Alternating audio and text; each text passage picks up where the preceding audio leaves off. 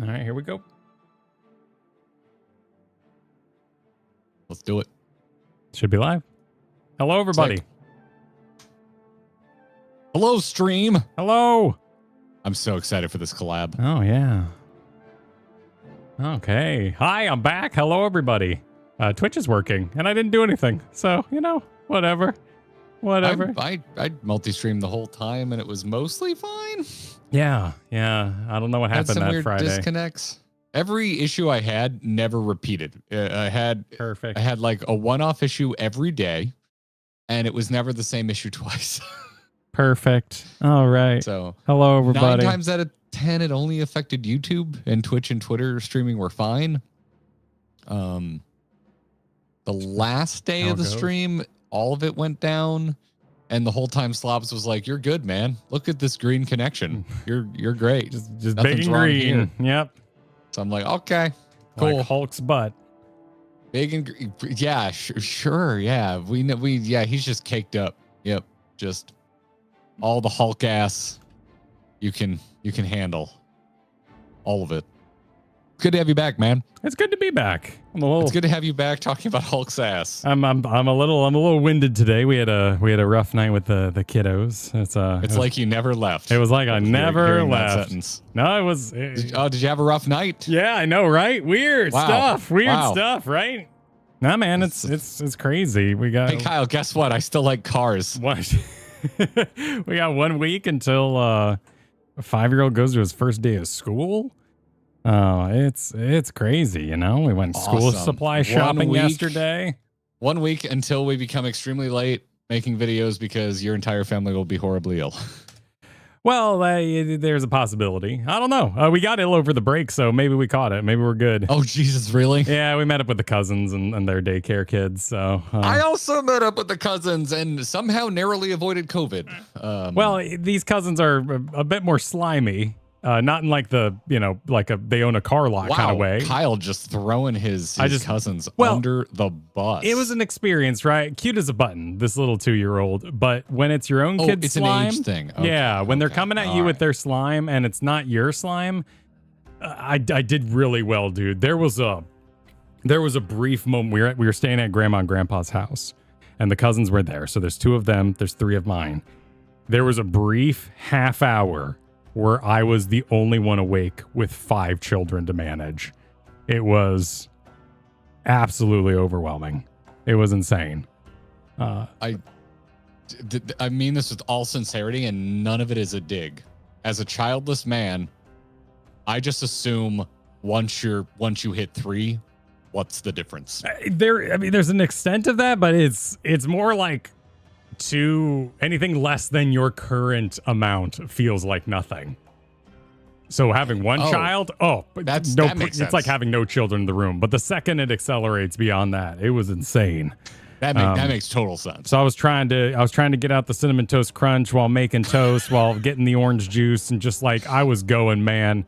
Oh, you had to pull out the double toast technique. Damn. And then kid comes. Is that like Exodia and Yu-Gi-Oh? Could you put it in Pokemon terms, Kyle? Because that's literally the only thing my brain functions on anymore. The cousin 2-year-old comes waddling towards me with an iPad that I don't know the code for, and I'm just like, here we go. I don't know the entrance. I actually don't know if you're allowed to have it this early in the morning. I know nothing about this particular iPad exchange. That is no longer your problem. If you don't know the rules, that's not your fault. But I didn't know the code either because I was going to log them in. Here's what you do because cousin, is this one of your siblings? This kids?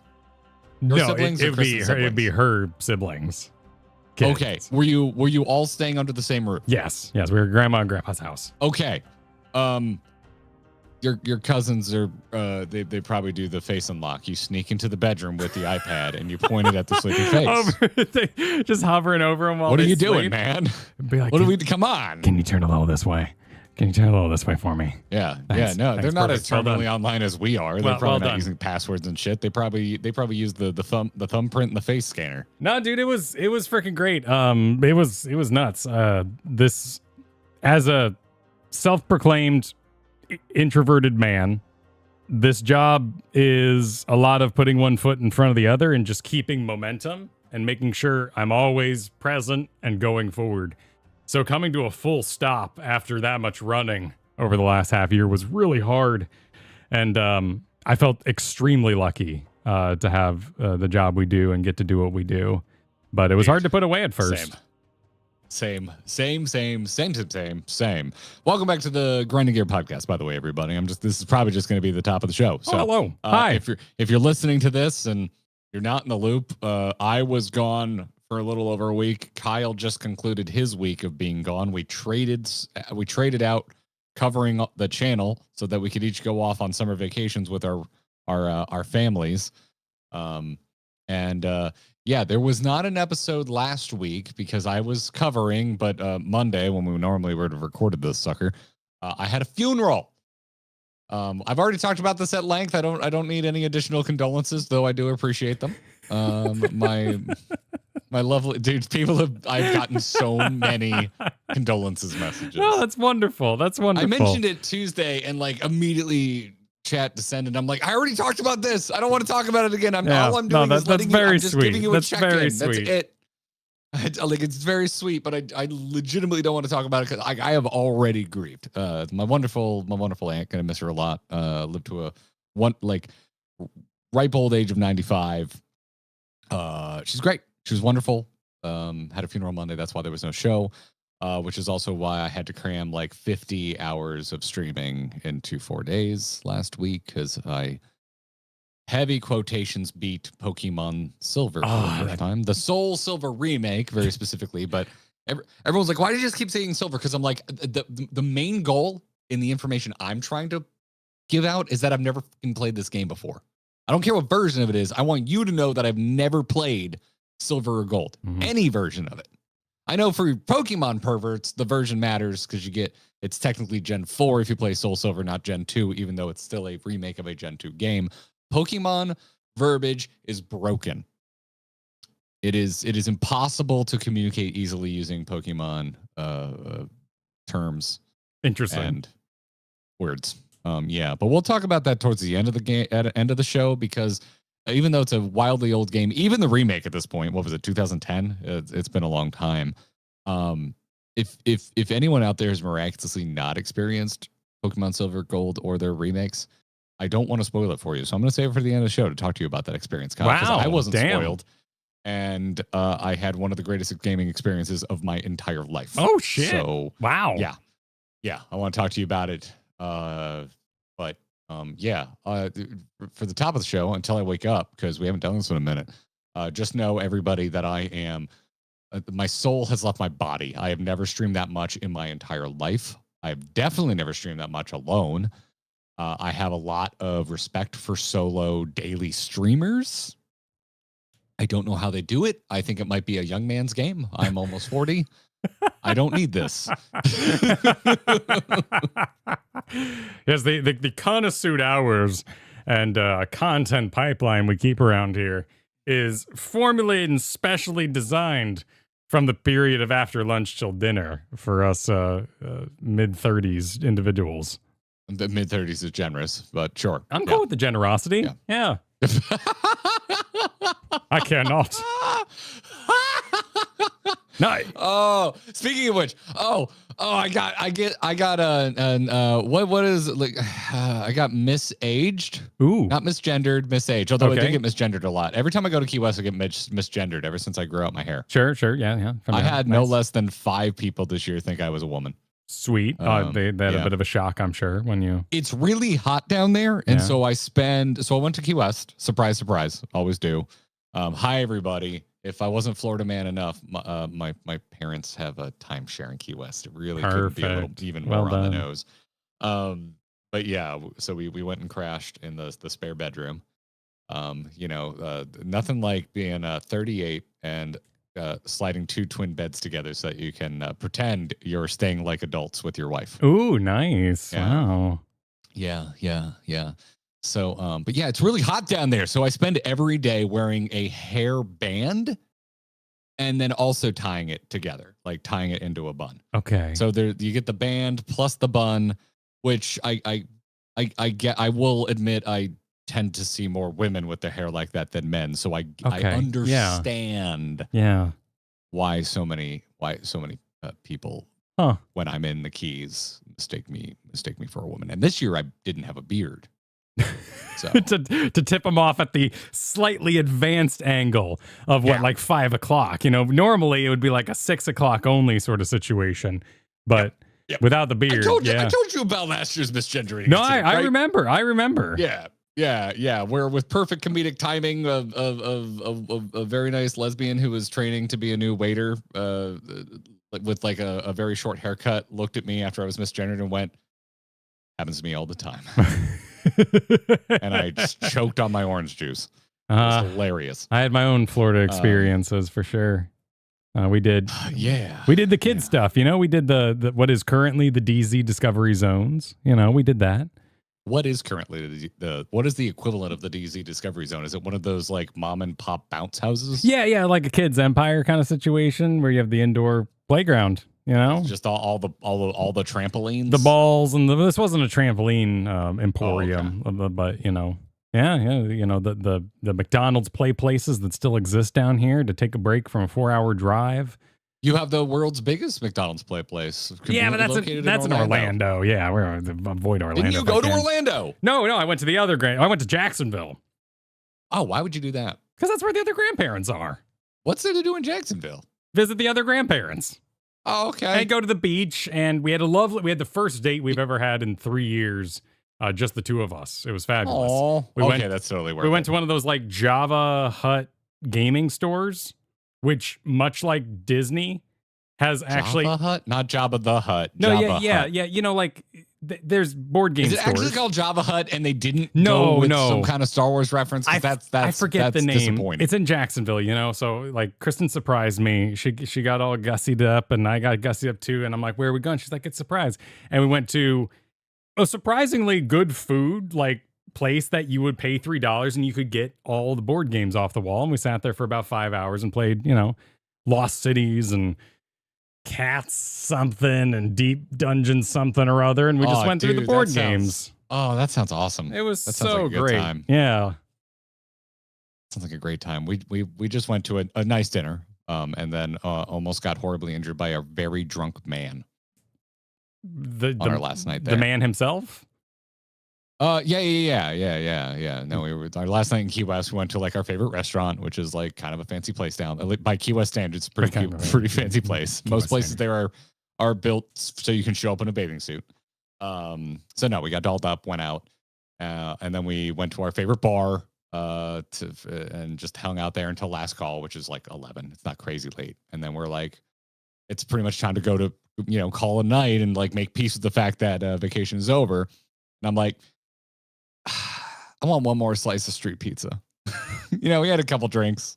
I was like, it would just be the cherry on top of this for me. He's like, what? I'm like, I want one more by the slice pizza because they have a really good by the slice place down there off of Duval Street, which is like where everyone hangs out when they're in Key West. This is going to be the most Florida story. It was the finals evening. It was the final night. So the actual finals of the Ernest Hemingway lookalike contest. Okay. Which I've been to Key West almost every summer my entire life. This is not a surprise. If you've ever been there while this is going on, you know that you should avoid the tourist areas during Hemingway days. There's too many people, and they are all horribly drunk. The most raucous bro drunk you've ever experienced. Yeah. So I went and got pizza, and I'm just like, man, there's a lot of people here.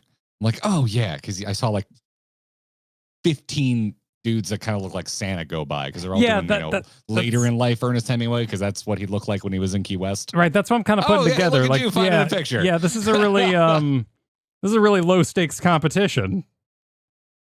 Because you kind of don't tell them that you just got to show up and look like how you normally do, right? I mean, well, is that what they normally look like? Or but this is what the majority of old men look like. That's just an old guy. Yeah, it is very much like SantaCon. Chat. It is very much like SantaCon. Yes. But don't tell the old men that they take it very, very seriously. So yeah. But there's also just like It also harkens in Mini Lobster Week is always the same week as Hemingway Days. And Mini Lobster Week is when you can legally go and catch Florida lobster. It's like half of a week out of the year that you can legally go and get lobster. I think there's a longer period at some point, but Mini Lobster Week is like the middle of the year, and that's when you can go. And everyone goes down to the Keys because that's where the coral reefs are, and that's where the lobsters are hanging out. So you get a bunch of old dudes who are joining the Hemingway lookalike contest, and you also get a bunch of lifted brodozer truck bros who come down with their boats on the back of their lifted trucks. Sure. To pay $700 a night for a hotel because there's such surge pricing in the Keys during this point, so that they can go and get lobsters, $100 worth of lobster out of the water. Oh, yeah. So okay. Yeah. It is. I love the Keys. It is a nightmare beyond imagining for someone who goes there to relax. That's such a weird combination. Yeah, man. Yeah. So we're there. I got my pizza and we're just kind of chilling. And there's a lot of people and we're like, whatever. We've been through this before. But there's this dude, man. This dude. You've seen this dude. You know this dude. Looking like Ernest Hemingway. Probably no. No. My mental picture is of looking like looking like he absolutely knows the best strip club to go to. Okay. Just like I've got a mental picture. 60 to 65-ish. But extra mad because he lost the Hemingway competition. Shaved head, shaved face to try and look younger. Vacation shirt wide open. Mm-hmm. Pecs, but a beer gut. Yeah. And a giant gold chain. Just stumbling. Like not able to stand, but he is currently standing. Where you just imagine the Leaning Tower of Pisa in motion. Like that's what this guy looks like. Oh, like, yeah. Probably 300 pounds, mostly muscle. He's got force behind him. You're just looking at him wobble, going, this is about to go very poorly. The kinetic energy of the situation. Yeah. Oh, and he had a Corona in hand, and he was holding it by the long neck, but not by the base. So just a visage of a man. Oh, that gets it so warm so fast. He messed up. He doesn't care at that point. No, but holding it by the base would warm it up because that's where all of the liquid is. Holding it by the neck actually helps keep your beer a little cooler. No, you hover. You less contact. Well, sure. Yeah, that's not something you're doing when you're already however many beers. Yeah, no, you don't care about the coldness at that point. Yeah. So he's just like doing the wobble. And Kenny and I kind of clock him. We're like, should we move? It's coming in. Then he moves away, and we lose him in the crowd behind the cafe table we're eating pizza at. We're like, okay, we're good. And then out of nowhere, he returns and kind of bumps into Katie, like, and she's like, "What? Are you good?" And he's like, "Oh, no, I'm good." He kind of goes away again, and we're like, maybe we should. And as I'm thinking, maybe we should go, I see him back forward. So his back moving towards me in backward stumbling motion, and then he loses it, and this man who is much larger than me is just coming at me at an alarming speed, Kyle. And I moved my knee at the last second, and he went perfectly in between my legs and just like completely took my chair out. Caught myself on the wall that I was against. Wow. And this dude just collapses. Me and a couple other people like it did like, man, you okay? And he like could barely speak. And security showed up, gave him some water, got him in a chair. But I almost had quite the run-in with a drunk man moving at velocity. You almost had a comedy on your hands, but not quite. Yeah. It was just one of those things where like if he had been slightly less hurt, we all would have had a laugh, gotten him a water, and moved on. But it was just like the right amount where you're just like, this sucks. Now I'm just concerned. And yeah. Well, that's all part of touching grass, man. That's all the grass adventure. Still got my reflexes, apparently. Nice. Still got my reflexes. All that raiding, keeping you limber. I never explained my missed aged. Because we go down the same time every year. We've made friends with people who do the same thing. And there's this one family that we're good friends with. So much so that they were at our wedding. But we've seen their kids grow up. And so their youngest is now driving age. So we were talking to her about like, hey, you're going to college soon. And holy shit. Oh my God. And she's just like, yeah, I'm nervous. Were you nervous when you graduated? And Katie and I are like, we couldn't really remember. And she's like, oh, come on. How long's it been? And we're like, almost 20 years. And she goes, no way. And we're like, how old did you think we were? And she goes, oh, I thought you were in your 20s. And we're like, oh my God, that is the biggest compliment we have received in years. Nice. So sorry, that was the story that I started to tell and got horribly distracted. So that was the key. Stories. It was wonderful, except for that one near miss. Avoid Hemingway days. Well, yeah, like this is all like the whole like personification of touch grass. Like it's very like get outside, and it's very like nature and like get away from your computer. But no, like I think the important thing is like touch something. Well, just go all the way outside your comfort zone and like see other nerds in theirs, like going to that Game and Stop or seeing weird people, in Jacksonville, or going to a kids museum. Like all this stuff like adds up, and you come back to the internet and you're like, what the hell's going on around here? Are we? Aren't we the cool kids? I thought we were cool kids. And I see. We haven't been for a while, man. Like everybody turned into a, like, for lack of a better word, I have some very great friends who have this name, but for lack of a better word, at some point our generation became a bunch of Karens. There is a lot of pearl clutching. Yes, there you go. There's the term I'm looking for. Yes. When the shit do we become pearl clutchers? I don't know. I thought we were cool like that. We grew up with Eminem and South Park. Like, what the fuck? So it was very healthy. I had a very, very healthy time away from the internet. I was practicing complete abstinence from said internet. I played He's Coming, which is one of the funnest games to say in the whole world. You were gonna have to explain yourself. It's a game called He Can't Stop Coming, and it's such a good game, man. It's an indie game called He's Coming, and it works great on paper. Like did MasterCard recently stop people from being able to buy this game? It's like a pixel-based game. It has a cool little soundtrack. Like the sword comes in. And like he's coming, and you're like, oh kind shit, of coming the is boss happening, is coming. He's coming at the end of 4 nights. The boss shows up, and that's the whole like okay. A boss is approaching. Yes, and what? Thank you. And if I were to describe it as fast as possible, imagine a top-down pixel version of Night Rain that's solo play. You definitely already explained it too fast, but I'm glad that you yeah, that's like the best I can do. Like you are running to get enough gear. Thank you, chat. By the time chat right now is saying this explanation isn't improving. You're running to get gear as fast as you can before night falls, and you have to fight a boss. And should you beat that boss, you fight 3 more bosses, and then you fight the final boss. He's coming. He's on his way. He's coming. And it was delightful. That has been established.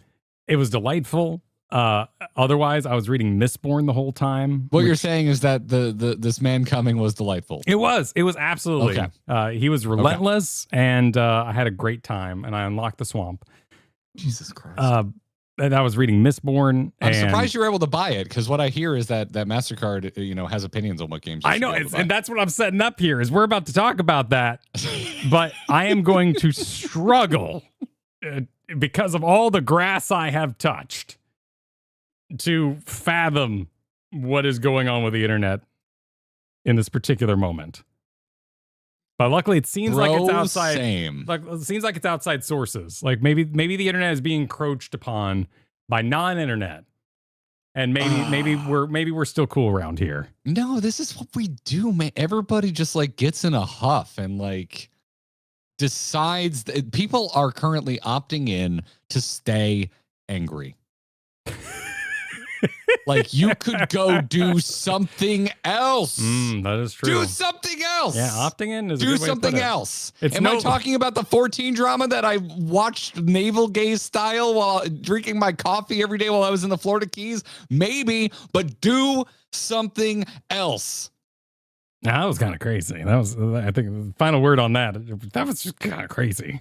The most like phoned in attempt at being like rage bait because the game ain't bringing in the views right now. I've seen it a million times. I do not have the patience to pretend it's anything else at this point.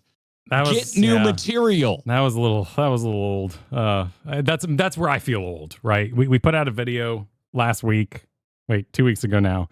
2 weeks ago. Apparently, for the first time in our lives, we were ahead of the drama. A couple old men sitting down and being like, hey, oh my God. Your game not currently doing slappings? Yeah, sometimes that happens. It was a very personal video. It got some reach. It got some broke containment, and there's some weirdness. Listen, you can stay mad as much as you want. You can ask for the game of your choice to be better. What you do not need to do is tell me that I need to be as pissed off as you are. Man. Yeah. I'm sorry. The general, yeah, we're trying to bring down the general level of anger, and wow, that's a big mistake. I'm so exhausted. But please tell me about. What was great playing Pokemon. Yeah, awesome. That was so good. I'll tell you about Metroid and Castlevania later in the show. I'm going to tell you about those. Oh, wonderful, wonderful, wonderful, wonderful. Well, you know what else is wonderful? Okay. Our patrons supporting us over at supportourbromance.com. I'm gonna force you to read today, Kyle, which I know isn't your favorite activity to do. Unless it's Mistborn, apparently. But we got I don't know what Mistborn is. It's a Sanderson book that's freaking awesome. Oh, okay. It's very well paced. It's insanely well paced. Never read anything. I know that name. That's kind of it. Yeah. So I know we've had this conversation, but clearly it hasn't stuck. So I can't help you. I get it with that, but I'm glad you're enjoying yourself. But we got so many new patrons that at the end of the show, you and I are going to do the I read one name, you read another. Excellent. Exercise, which is always, if you haven't ever listen, I know y'all probably you probably bow out before we thank the patrons, but the last time we did one of these, it was legitimately hilarious because of how Kyle chooses to pronounce things. Do my best. So I can't recommend listening to it enough. But hey, supportourbromance.com. I mentioned it a lot last week because I streamed for around close to 50 hours while making sure I, heavy quotations, beat Pokemon Soul Silver. So my thing all week, Kyle, was, hey, this isn't a subathon, but I would really, really, really appreciate it if you checked out our Patreon, because I would love it if Kyle came back from break and was like, holy shit, I can't hold all these new patrons. No, that was cool to see on my phone. That was awesome. Thank you all. Yeah. So if you're listening to this podcast, I'm going to keep it going. Check it out. Our Patreon is over at patreon.com/Garrett and Kyle, or just go to supportourbromance.com. If you're already supporting us on YouTube membership or whatever, that works too. Thank you so much. Shout out to Evane, who sent in a generous super chat to celebrate her cat's 18th birthday. 18 years. Hell yeah. Go kitty. Who's your cat voting for? Well, that's done. my question. Yeah. Who's your cat voting for? That's what I wanted. Also, Evane, we'll hear her name at the end of the show because Evane is a legendary backer, and also she's at the Evane level because she actually edited her legendary legendary pledge to be bigger than a standard legendary pledge. So true. Thank you, Evane. That's true. We appreciate you, and we appreciate everybody supporting us at supportourbromance.com. Let's oh shit, I accidentally stopped recording. All right, let's get into this week's news. Good. Oh, great news, everyone. Shove it. Shove it is what MasterCard said to a bunch of porn games. Vicariously, or how did this happen? Dude, were they this hoodwinked? is a massive exercise in buck passing. Oh my God. Okay. Everybody is just passing the buck. All right. So we got Master. What the hell happened? What's going on? As far as I can tell, the first wind of this I got was itch.io. itch.io delisted thousands of games featuring NSFW elements. Okay. And it kind of snowballed from there. It just kind of snowballed from there. I believe shortly after, people noticed a bunch of shit getting delisted from Steam. Everybody's favorite place to give Valve money. What is itch.io? itch.io, it's a lot of things. I don't use it a ton. I would quickly describe it as it's a distribution platform, but it more focuses on indie games. Oh, so it's like a humble bundle kind of thing. Yeah, no, it's a place you can get games. Okay, yeah, very specific. You get games there, and they have a lot of indie stuff. Yes. This has been going on for about 2 weeks now. didn't podcast last week, so we're talking about it now, and it's still developing to some degree. So itch.io listed a bunch of games featuring NSFW elements. An Australian activist organization known as Collective Shout claimed victory for this. I see. It sounds to me, this is my TLDR. So, take it as you will. I'm trying to simplify here. It sounds to me like they were complaining to payment systems like MasterCard in hopes that they would then pressure distribution platforms like itch.io and Valve to overreacting and pulling tons and tons and tons and tons of games with many varying levels of NSFW content.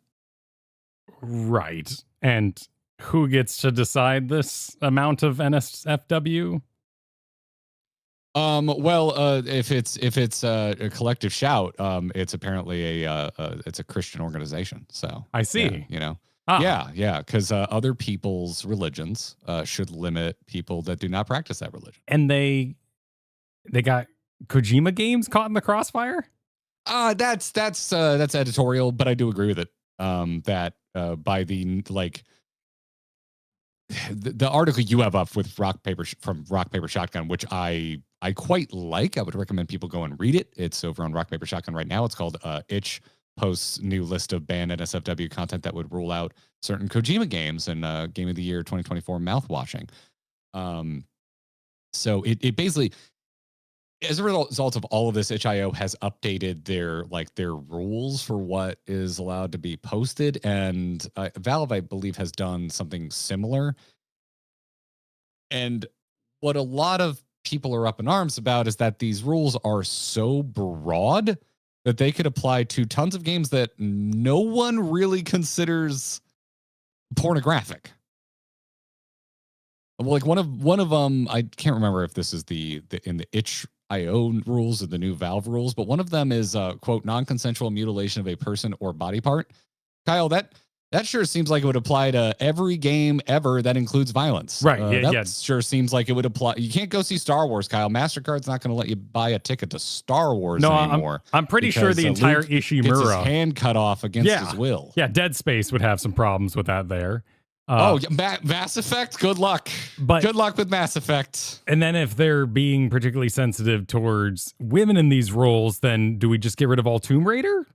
Because that first game with the Tress FX, like, she got destroyed. You always come back to the Tress FX. I know, it drove me nuts because I couldn't see her hair working. But that, so they get to decide if we can play a perfectly good game. Yeah, that's okay. Okay, all right. I see the issue here, and they're doing it by pressuring the credit card companies who are going to abundance of caution the situation and say, whoa, you can't use our service. And the company's going to go, well, hey now. And you basically have Florida Pornhub. At the end of the day. Yeah, and this is happening like the same time. Like it started happening like shortly after those new UK laws that are like requiring across the board blind age verification to even use the internet. Right. Which, shout out to gamers. They were using the photo mode in Death Stranding to get past it. Because you can take pictures of the characters and you can take pictures of Mr. Walking Dead and make all sorts of facial expressions. And yeah, one of the age verification things that the UK now requires you to use a camera and make certain facial expressions. Oh my god. Yeah, because you know what I want is my government having like explicit biometrics just so I can like go to Amazon. What if I'm not happy? Like what? You're like, geez. You're going to Amazon to buy a coffin. And it's like, sorry, you got to smile, to buy this coffin. And then the box shows up. What if I can't? And it says like smiles in every box, and you're like, thanks, Amazon. What if I'm sad because my aunt just died, which I actually am? Like I'm incapable of smiling. Yeah. Like what has happened, dude? We are in we are in the dead heat of summer. Let me tell you. No, that's just they're in the winter. They're in the dead cold of winter down there in Australia. Yes. You know, they got Yes. they're doing Christmas or whatever. They're I guess I don't know. Christmas. I guess they're mad that their beliefs stop them from warming themselves with adult media. Or for playing enough video games. Yeah.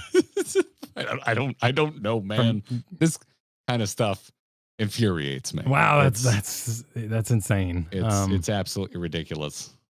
And of course, it's all under the umbrella of protecting children. So when you speak out against them, they're going to levy accusations. Yes, everything they can. Grooming and endangering children at you. All of those things, Kyle. Well, lovely. Yeah, but the issue with this, as I see it, is as it always is like, okay, if they're the ones now drawing the line, who's to stop them from continuing moving that line? Kyle, who says what is pornographic? Who watches the watchers? What happens when they wake up one day and decide, depictions of queer romance is pornographic? Yeah, no, these rules that they have put out as to what constitutes removal are very broad. And I mean, honestly, this reminds me a lot of the weird shit Twitch has been doing for years regarding VTubers and constantly updating their rules and rulings. Well, it wasn't just VTubers. I think it's more recently VTubers. But, yeah. With the hot tub meta and all that kind of stuff that went down as well, which like it or don't, I don't know. At a certain point, I throw up my arms and I'm just like, why are we policing how much skin we can show? Just God, dude, for the love of it's the largest organ, Christ. That beaded curtain at the movie store wasn't stopping me from walking through it. It's your fucking parents need to step up and be parents at some point. Yeah, well, and that's ultimately the freedom of the situation, right? It is up to the parents to make those decisions. Well, apparently, not all parents agree with that. Some parents. Well, you got to have a hard conversation, right? Like my 5-year-old over our vacation made the connection between the words "Mamma Mia" and diarrhea. So he was in the back of the car going "Mamma Mia, diarrhea" for a good chunk of the drive, and you just have to be like, dude, that's funny. That is funny. Tell grandma at once and then be done.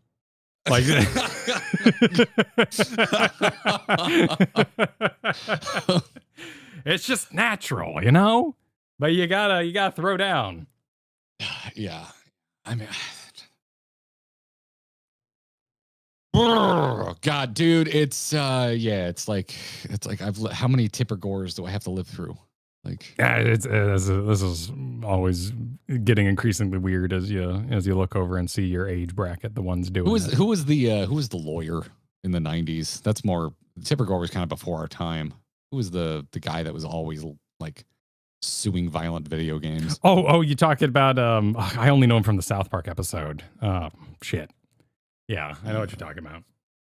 I can't remember his name, but that guy, man, just how it's same shit, different rapper, and in this case from a different country. Yeah. Well, Jack Thompson. Oh my God. Thank you, Slust. Appreciate you. Thank you. I don't want to say thank you for reminding me of Jack Thompson, but thank you for getting me out of the miasma that is my own memory.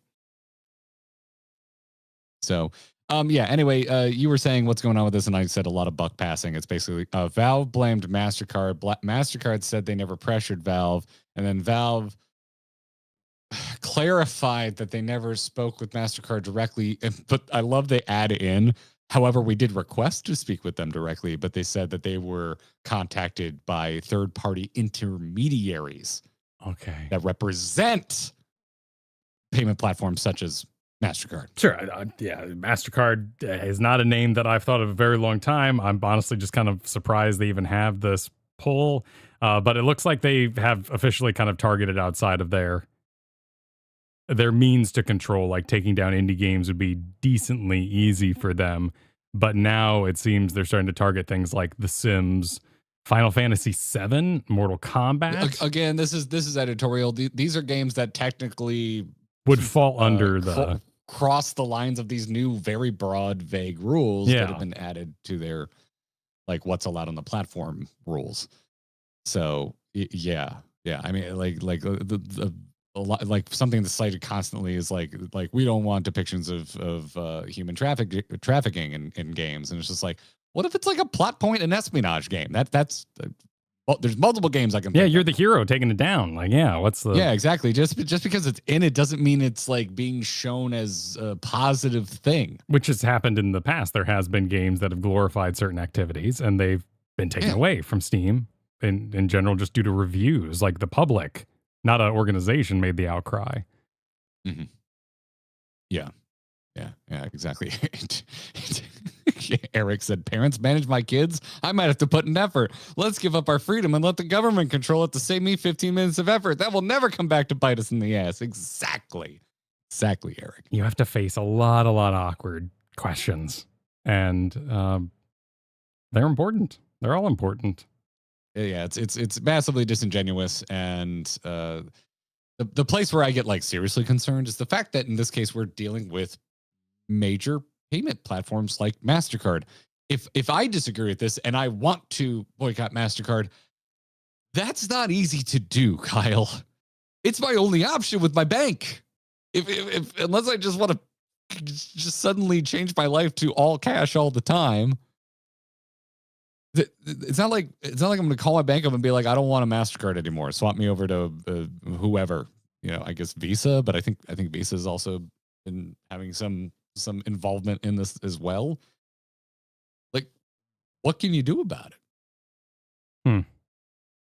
That's what I find particularly concerning about all of this, is the fact that payment platforms are now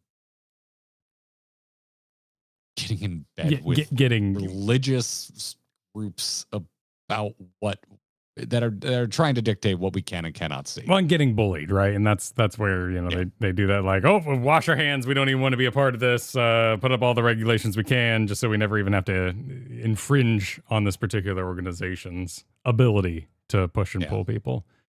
Yeah, man. The next time I need a cable from Amazon, I'm gonna have to call them up and be like, "Hey, how do I get you cash?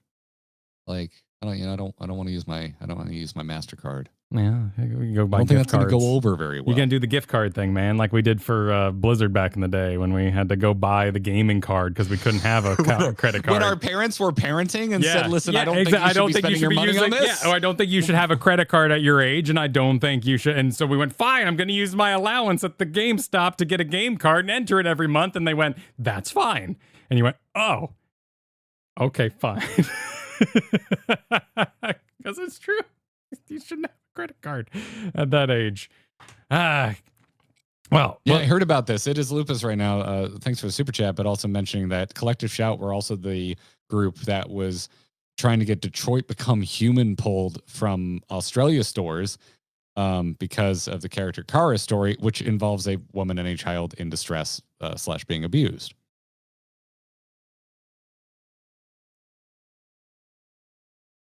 Those are some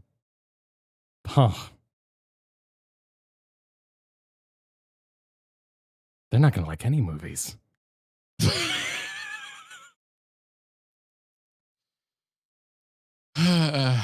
Wow. Yeah. No, this would be like PETA trying to get Guardians of the Galaxy 3 pulled because it shows animal abuse. Did they do that though? Like that sounds like something they do. Like the raccoon. I'm pretty sure I actually remember reading that PETA praised Guardians 3 because it depicted it as such a heinous act. Yeah, but what about when like someone went to go get a pet raccoon after seeing the raccoon? Surely it led to more raccoon sales or something like that. We went through the same shit with owls and Harry Potter. Yeah, or Nemo and the poor little clownfish. Yeah. Which you can get pet clownfish, but oh my god, a child should not be trying to take care of a saltwater tank. Yeah, so exactly, saltwater tank. Yeah, there's a bit more steps involved than just being like, hey, I got Nemo. Plus, the whole movie is about, hey, Nemo probably shouldn't be in this tank in the first place. So it's kind of a twisted situation.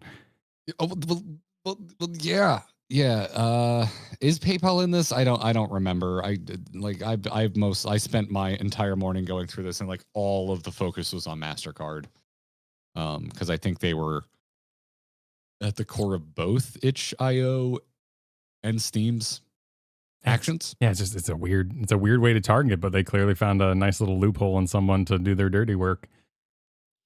Yeah. It's it's exhausting. Kaoru, what's this? How fitting you've changed the parenthetical in your name to the heretic of ethics. No matter whether you support a topic of fiction or don't want it consumed and think it is bad, you should never be for any corporation or government making those decisions for others. I support that statement 100%. Yeah, that's my concern. Like, yeah, there is all kinds of shit that I disagree with and I find objectionable. But I don't like, that's my decision to make. Like my values limit me. They should not limit others. So it's exhausting. So Whiskey said, "Call Mastercard and Visa like they're your senators. Apparently, they can't stand it and annoys the heck out of them." Yeah, actually, both the CEO of Mastercard and the CEO of Mastercard Japan, like, were involved in putting out statements saying we didn't pressure them. Meanwhile, they both look like Lex Luthor, dude. You should look up the photo of both of them because they look like the same dude. Huh. Well, maybe they are. It's hilarious. But yeah, Whiskey followed that up with, and yes, I used my Visa to pay for that super chat. Wonderful. Thank you, Whiskey. Thank you for raising awareness. We're all in the system, you know. So speaking of questionable practices, what is GameStop doing here? They are selling graded Pokemon cards in blind boxes that they call power packs. What are graded Pokemon cards? Holy shit, really? Yeah. Why would I? You don't know about graded cards? We just opened like how many Final Fantasy cards? This surely came up. The grading of the cards. Do you know the Excavator song? Where you send your cards in? No. Then why would I know about graded cards? Because we just opened like 5,000 Final Fantasy cards. Tell me about it. It is not equivalent. Tell me about it. You're talking about graded. We talked about this on stream. No, so graded cards is the overall terminology of the like collector's boxes, that there are cards that you can buy for greater amounts of money. No. Okay. What is graded? Grading is when you send it in to a grading body that assesses the quality of the card, encases it in like a plexiglass holder, and then assigns a grade to it. Oh, you're talking about the looking at the back of the card thing when someone opens a rare and the front. Okay. Yes, centering is important. Print line, the absence of print lines is very important if it's a foil, and stuff like that. Okay. But if you've ever looked at a third party reseller of Magic cards, Yu-Gi-Oh cards, Pokemon cards, so on and so forth, you likely will see an ungraded price and then a graded price ranging from PSA 1 all the way up to PSA 10. PSA is probably the most well-known and popular grading organization, and a 10 is essentially a perfect score. Okay. We definitely had this entire conversation on, I think, our second Final Fantasy opening stream. I remember the details. I find this is like ugly fruit, man. Like, I only got mad at you because you tried to do the equivalent of knowing some kid's song. I'm like, no, we literally just opened cards, man. No, but I want to tell you, like, know about this. The Excavator song is really important in my life right now. Okay, listen, I respect that. And I think I hate that for you, but ugly fruit. Yeah. You know, you get an apple, and then you can still tap that apple to make a 2/2 robot. You know what I mean? And you just cut off the ugly part. Like, I struggle to find financial value in grading, but I understand the quirkiness, and I understand that the collector wants the collection. So if you're really into it, like I totally get it. Like I would, it's at some point, like that's probably how I would ball if we ever became millionaire streamers. Like I would probably buy a bunch of graded Pokemon cards and have them behind me. Like that's how I would flex. I would like the fancy watch I want is like, $3,000, which like, I could scrimp and save and get it. Sure. I just can't justify it. Yeah. The way I would truly set money on fire is probably graded Pokemon cards. Okay. But I ain't gonna ball like that because, we do all right. Yeah. No, we're not on that level. Yeah. I haven't really thought like that for a while, but I get you. Yeah. So they are now selling. GameStop is getting into the card. They are They are doing repacks, which is its own thing. Like you can go to the dollar store and buy Pokemon packs, but they're not official sealed Pokemon packs. They are repacks where someone out there just took a bunch of cards that are probably worth nothing, repackaged it so you can't see what's in it, and are selling it to you. And that's essentially what this is, but they include a graded card in the pack. I see. Interesting. So they've gone, Yes. they have made their own blind bags and have one-upped their competition by saying, and also inside, we're going to have a rocking printed card in this collection. Like, not only will there be rares and hollows and all this kind of thing, but then on top of it, we also guarantee a certain amount of cut just right cards. Well, you can get any card graded. It doesn't have to be cut just right. That's why there's a range on the PSA scale from 1 to 10. Wait, so you could buy? They're just graded. Is all that's happening with this box? They're a third. If you get a PSA 10, it is worth exponentially more money than if you just had the card by itself and it wasn't graded. It's a third party saying, like, verifying this card is essentially perfect. Versus you've got a Charizard with print lines. Maybe the corners aren't as rounded. Maybe there's a little yellow, scratched off the corner. It's all these things. Same thing. It exists in pretty much any secondhand used market. It happens in car auctions. It happens. You can go get anything graded. It's not just cards, dude. Yeah. There's graded like sealed Game Boy Pokemon games, which I actually think are super awesome, and I would love to have some in my home collection. Yeah, my point of connection is like expensive. If I were to enter a Warhammer painting tournament, my ability to sand and shave off the little nubs would be under scrutiny. To a certain degree, but but that brings me joy. Is this necessary? No. Is it a massive market, and is it taken very seriously by collectors? Yes. Okay, interesting. Yeah. Because I know GameStop has been trying to enter the collectibles. They're trying to do the Barnes and Noble thing. They're trying to become more of a gift stop, last collectors. Yeah, I saw it go by in chat. Someone said, I think GameStop just needs to rethink their whole store, which I agree with. Uncynically, I think that's exactly what they're doing here. They're clearly trying to rebrand as more of a local hobby store because they have to.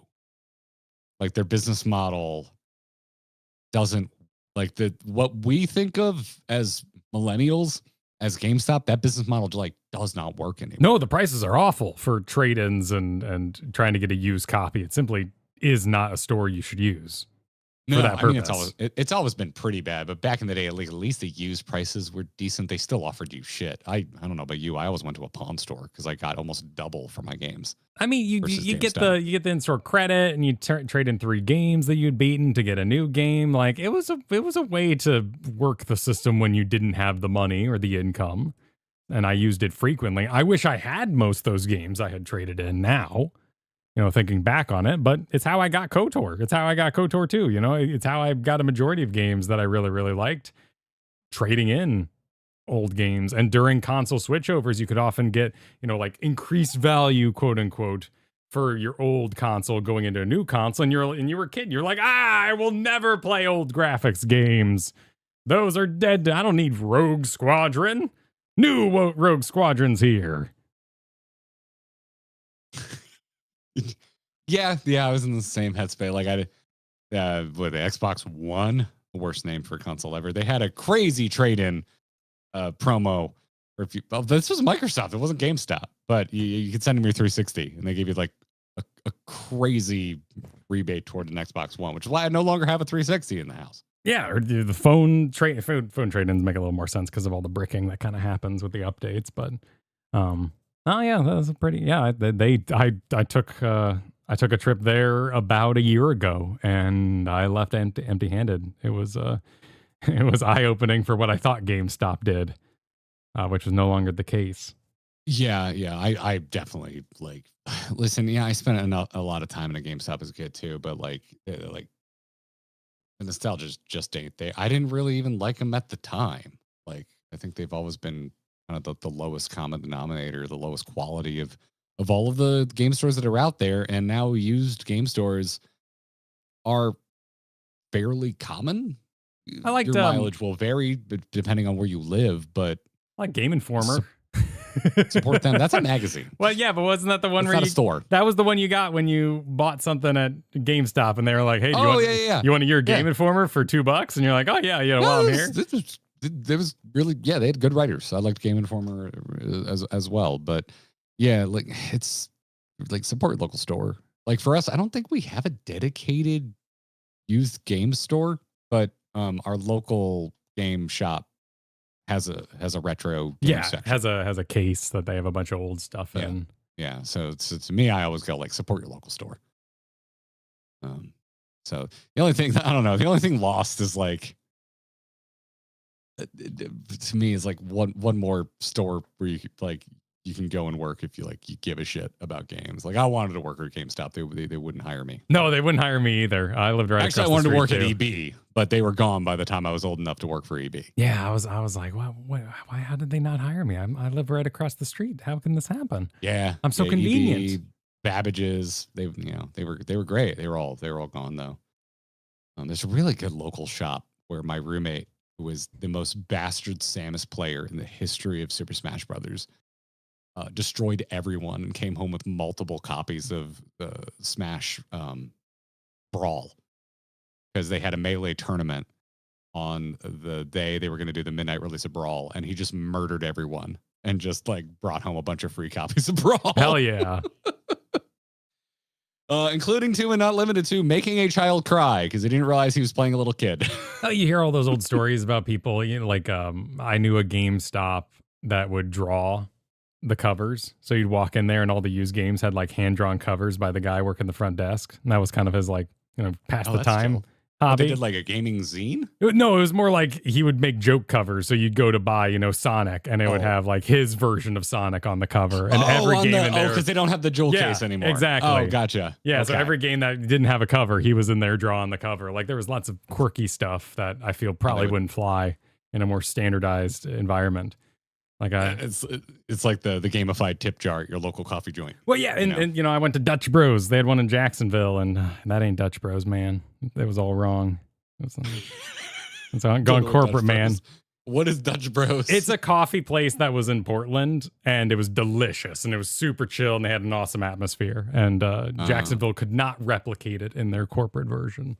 It is not too far. We should do a vlog where we go to my college's local coffee spot. It's still there. We should go and see if it's still a chill spot.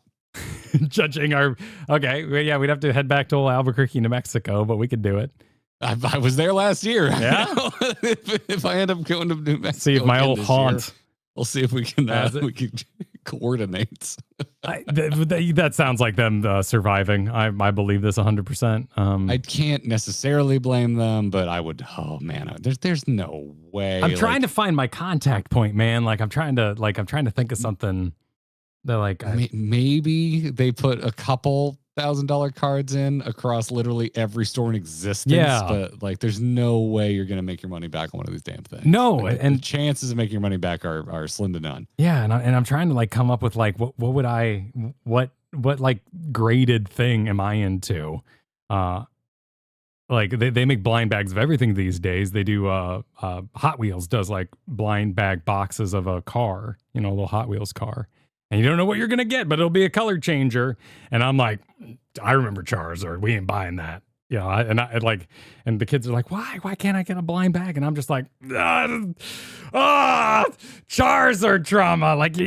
We'll just go online and we'll buy the one you want. Maybe they need to have that trauma themselves, man. I know.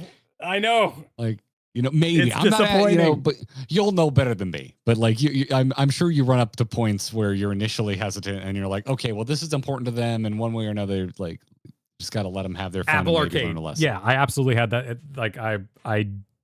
I honestly, I had to open myself to the idea of Apple Arcade because the idea of a subscription service where a kid could just try games for an entire day made me the grocery store rental. I got one game. In my heart, I was just no, I'm jealous. And that in the end, it all came down to it. I was like, I'm jealous inside of that ability to just sit there on one console for a whole day and just explore tons of different games. But I'm also coming back from like all the touching grass I did. And before I left, we tried the Horse Girl game. Uma Musume. Yeah.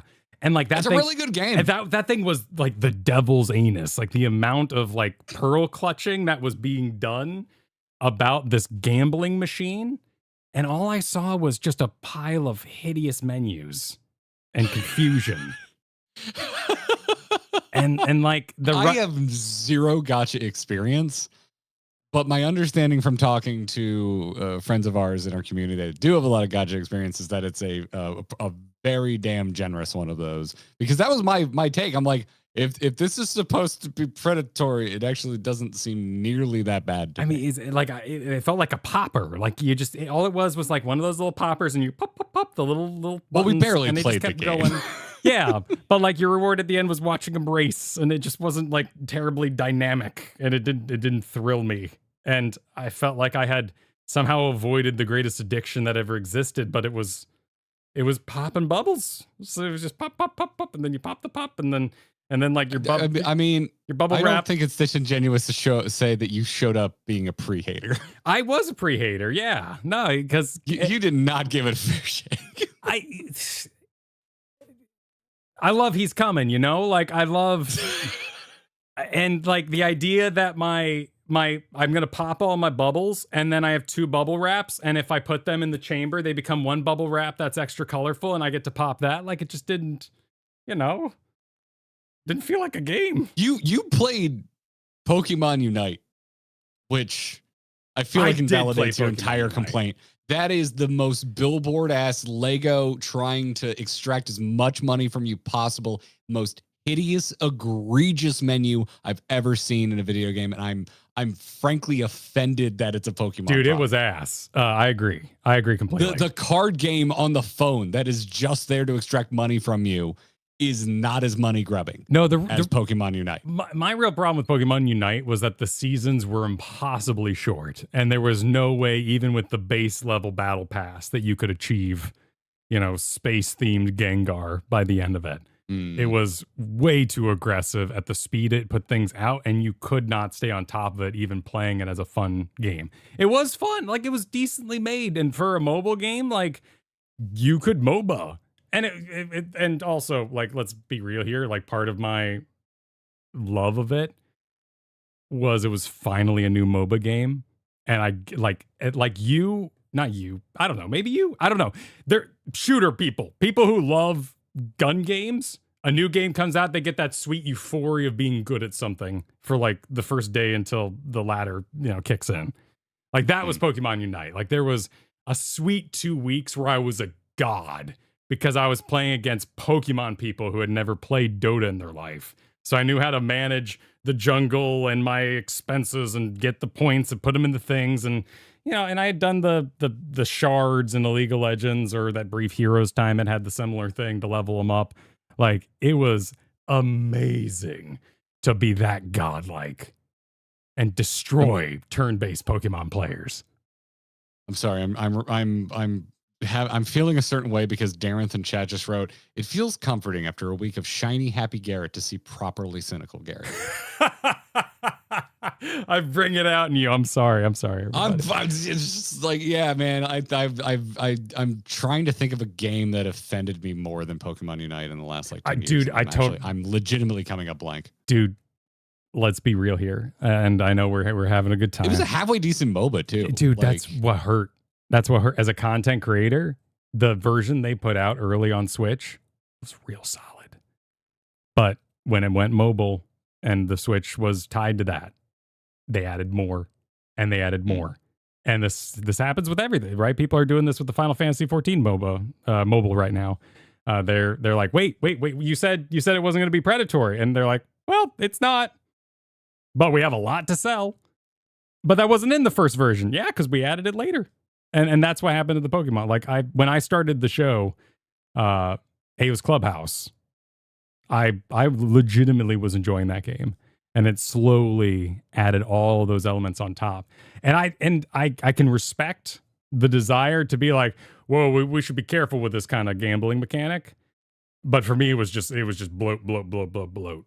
I mean, yeah, it's all in shitification. It's just how fast does it happen? Yeah, shitification. I'm like, seriously, dude. Like, is it at the speed of Pokemon Unite, which was near instant, or is it at the speed of Hearthstone, which I think only recently got pretty shitty? I don't know if you checked in on that, like, in-game pet that is essentially just a gotcha. Like, it's basically a slot machine. It's the odds of getting that pet is so low that people have done the math. It's like hundreds of dollars to get this end game pet. And then they, full disclosure, screwed over my buddy Ridiculous Hat. So, like, yeah, more than one reason to be mad. Rocks. Yeah. So I'm furious at Hearthstone right now, but I can't be impartial to it. So I don't, like that's all you're going to get. Good for you for acknowledging it, right? Admitting that I am extremely mad because they fucked my friend. Yeah. So, yeah. That was a weird experience, but to my amount of pre-hate that I showed up with, I think it was more just a kind of just was so the horse game was so overwhelmingly memed on. You know what? Actually, no. You know what? Here's how I'm going to end this conversation. Well, yeah. At least, like, let's compliment Diablo Immortal. Okay. It was an obvious money grubbing piece of shit from day one. Like, if you're going to be a money grubbing piece of shit, at least have the fucking balls to be Diablo Immortal about it. Okay, the tough thing about that one was when they got the developers up to talk about it, and they made a game, and then beyond their control, they put the money stuff on top of it. That was the weird thing about that one is that Diablo Immortal controls great. No, I know, but like it's a good playing. When Diablo it came to like Pokemon game. Unite, like it was so easy to just be like, don't do it, and they said we're gonna. But it was extra weird from the Blizzard kind of pipeline of the like, we're so passionate about our game, we love it so much, we're bringing a real Diablo game to real phones, and then they didn't even know what was going to happen to their own game. Yeah, that's what made that weird. Yeah, man.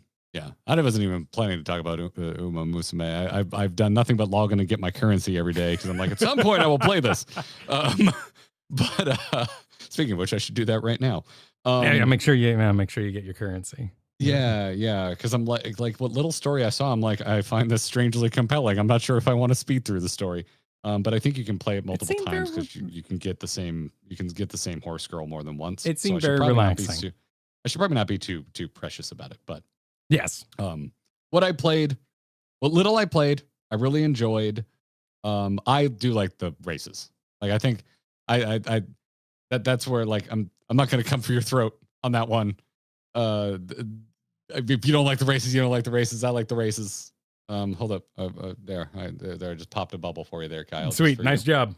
Just for look you. Look at those 300 points. 300 space bucks, whatever they are. I don't know. Carrots, I think. I don't know. Oh, I have 2 gifts to unwrap. Oh yeah, open those up. That's a very important part of the game. Oh, I got 300 support points, and shit, man, I got SSR guaranteed make debut ticket. Holy that's shit! A good one. Wow, that's a legitimately good gift. Damn, that's gonna be high. Wow, well done. Yeah. Dude, I haven't even opened anything because I'm like, it seems like there are 2 very distinct audiences for this game: people who want to watch you play the story and people who just want to live vicariously through your pulls. So I don't want to do anything like unless I stream it, and I don't know when the next time we're going to stream. Believe me, I have been like soul searching on that. It's much like the card grading stuff. Like, I don't mean to be a hater, and I'm like, wait, I don't think you mean to. But I think it's more entertaining if I just yell at you immediately. No, but I'm actually been like thinking, like I've been sweating thinking about it because I'm like, is it just like, is it all trappings? Like what is it about it that was it just the pushback? Because I saw everybody talking about the gambling, how bad it was, and then it ended up being just another completely normal game, and it wasn't even like that sexy. Like, it wasn't like people become so horny they can't help buy another horse girl. Like, it's a perfectly tame, normal game. It was just a game. It was so weird. But it's not even like that overly sexualized. Like, in the grand, like, dude, Marvel Rival skins are so much worse than anything I've seen in Uma Musume. And so, like, fan service. If it was like 7 archaeologists racing to see who would become maddest first by delving into the depths of Andaluvian artifact, like, do I just have a type and I just like couldn't be bothered with horse girls? Like, I don't know. I honestly don't know. I think yes. I was surprised because you're in my head. I like, listen, you might just be my closest friend at this point, which it still blows my mind to think about because I've had friends since I've had like a group of friends I've known since I was 3. But you're still in a bucket in my head, dude, is like the biggest weeb I know. And I just assumed you're going to be like, oh yeah, horse girls. I figured you were already 7 seasons deep in the anime that I didn't even know existed. Like, I figured this was going to be your shit. Like, I don't know. Like, new series from Garrett and Kyle dropping soon called Old Taku. Get ready for it, everybody. Perfect. Prepare your horse butts. Yeah. Yeah, but I mean, I don't know, man. I know I've yelled at a lot of things today. I'm having a great time. Like, I'm having fun. The Umamusume, like it's fun when things are fun. Umamusume is fun. Like, thank God for Final Fantasy XIV. It reconnected me with my love of Japanese media that I just had not been consuming that much of. Watch anime again. Like, I'm not gonna credit 14 for making me want to go to Japan, which I am going to Japan in October. But like, I've always wanted to go. But like, I'm just having a good time. I don't know. There's a time in my life I thought it was cringe. I don't think it's cringe anymore. Love what you love. Geek out about what you geek out about. And if you take one damn thing away from today's episode, don't force your dislikes on other people. It's not your place. They don't have to agree with you. People don't need to consume the same shit that you consume. People don't need to care about things in the way that you care about them. But it's also okay for you to feel that way. Just don't freaking go as far as try to oppress others with your damn opinions. We have a rule on our Discord that I'm very proud of in that way. Let me see if I can find it here.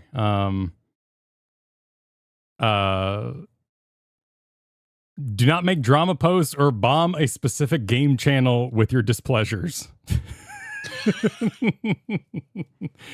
Which we've all been guilty of in the past, man. Like, everyone wants to test their opinion. Walk into a room of people loving things and be like, should you? But, you know, it takes practice. It takes practice. Female Dog says, speaking of Japan, have you considered DMing Connor, Sea Dog, about going on their podcast? No, because I figured I'm way too small time for someone as famous as Connor. But I do enjoy the occasional episode of Trash Taste, and I would be honored. But I just assumed that is a no I don't need to receive, because I actually really like Connor's content. Katie watches a lot of Connor, and as a result, I have become a bit of a Connor fan over the last few months, and I don't want to be disappointed. I think that's perfectly fair. I don't want to get my hopes up. Sometimes you gotta protect yourself, go on man. A show I legitimately enjoy. Yeah, sometimes we have to protect ourselves. I get you. Yeah. Oh my God. They did a special where they went and learned how to drift. And it is one of my favorite things I've ever watched on YouTube. Holy shit. Like, I'm like, oh my God, I wish we had that kind of budget. Like, that sounds like so much fun. So, well, anyway. You brought it up. Let's Emma Mosley, shall we? Oh, yes, let's. I still don't know a bumper for this. I promise I'll eventually make one. Yeah, we dude, it didn't even really, it occurred to me a little bit. But so all last week, it was just like, it was the Garrett Pokemon show, man. I just had to get through Pokemon. I have received so many, I can feel them holding back the complaints about not beating Metroid and Fantasio when I covered for you at the New Year, that I knew whatever I started playing, I had to beat it, including, I considered Metroid and Fantasio, but I looked up how much time I have left, and that was just not going to happen. Not going to happen, yeah. And not when I knew I could only stream 4 days because of the funeral. So I'm sorry to the Metaphor fans out there. I know I want to beat it too. But I have consumed none of the latest live letter for Final Fantasy XIV. I haven't seen the trailer. So I figured, here's what's going to happen. If you're listening to the audio podcast, I'm going to pause the recording, and we're going to come back after I have seen the 7.3 trailer. And then you're gonna get my live reaction. And if you're watching on stream, you're just gonna see me watch the trailer, because that's a thing we can do. Sounds good. Let's do it. Yeah, let's rip it, man. Oh, nope. Hang on. I still have pre-show music going. Let's go.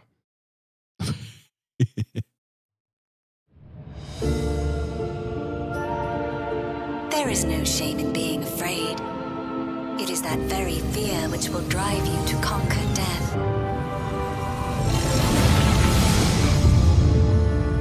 That looks like a trial. Let us set a new This music course for already mankind. rips. Let us preserve our existence unto perpetuity.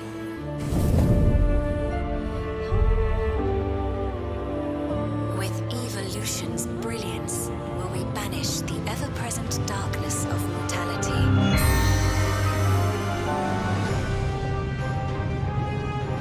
For the longest time, we've been protected by Queen Sphene and the systems put in place by our forebears. But no more. From now on, we need to learn on our own. But I'm weak. So weak. Oh. That was adorable. Cut into his heart.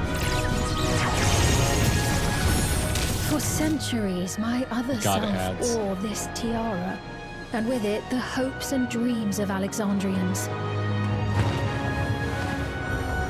I will not let them go unanswered. I have ascertained a superior path to mankind's preservation, and that which must be done is that which I can do. I gave her my word! I promised I would protect her people! Behold the glory of the Zalat!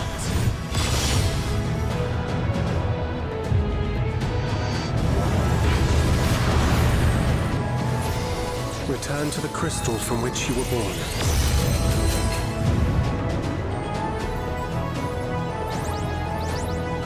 Yay, more of those guys.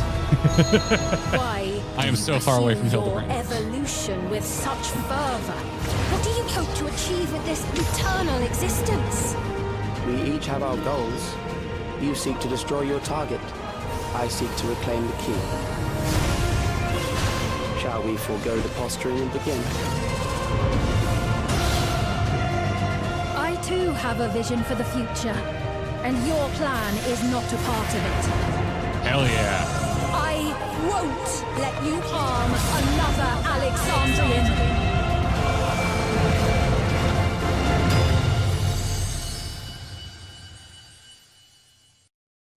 The permission to add one more F-bomb to the to the program. Okay. Hell fucking yeah, man. Yeah. That trailer's hype as shit.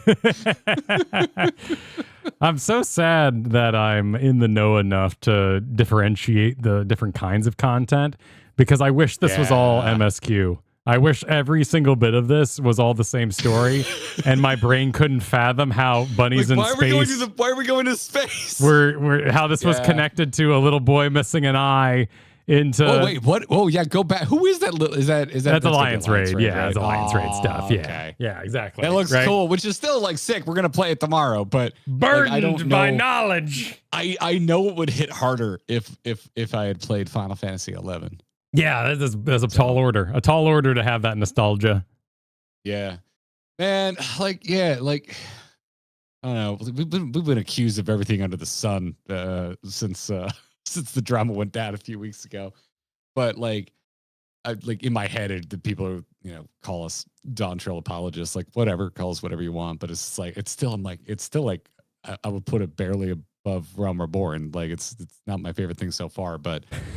I don't know, man. This trailer makes a really good argument for having the whole story really does help, because I felt that way about Stormblood. Like I enjoyed it, but it really wasn't until the 0.3 patch where you got to see the full arc of Stormblood all the way through that I was like, okay, I freaking love this expansion. I still very much stand by what I said in the videos we put out, as dramatic as it may be of a statement.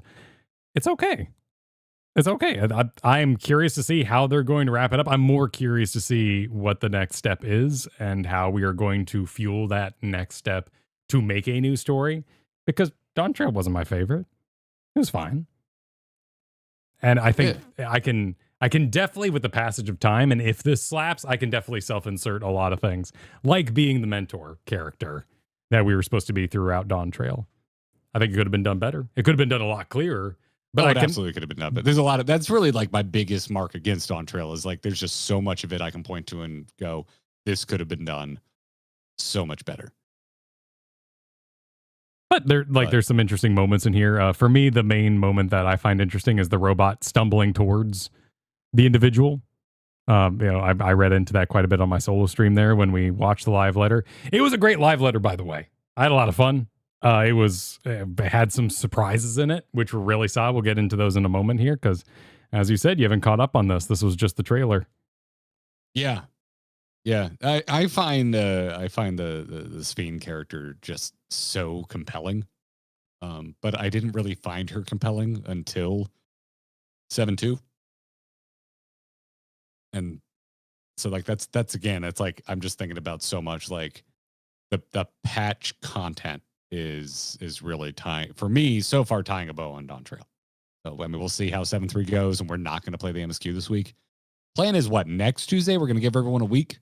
Yeah, we're going to get an MS curator word, whether or not we should divide it into 2 streams. So, to be determined. But yeah, we're going to do at least a full week of not playing that. Tomorrow, we're going to do Alliance Raid, which is going to be awesome.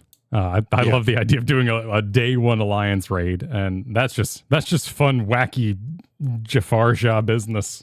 I got no stakes there. I just want to see him do Omega in his special taco style. Yeah, I like the Alliance Raid. I eventually got burned out of rerunning it over and over and over again. But just content. I like it quite a bit, and I think they're working the story into the world pretty damn well. They're not hand waving it as much as like the Nier stuff, where they're just like, don't worry about it. Whatever, it's fine.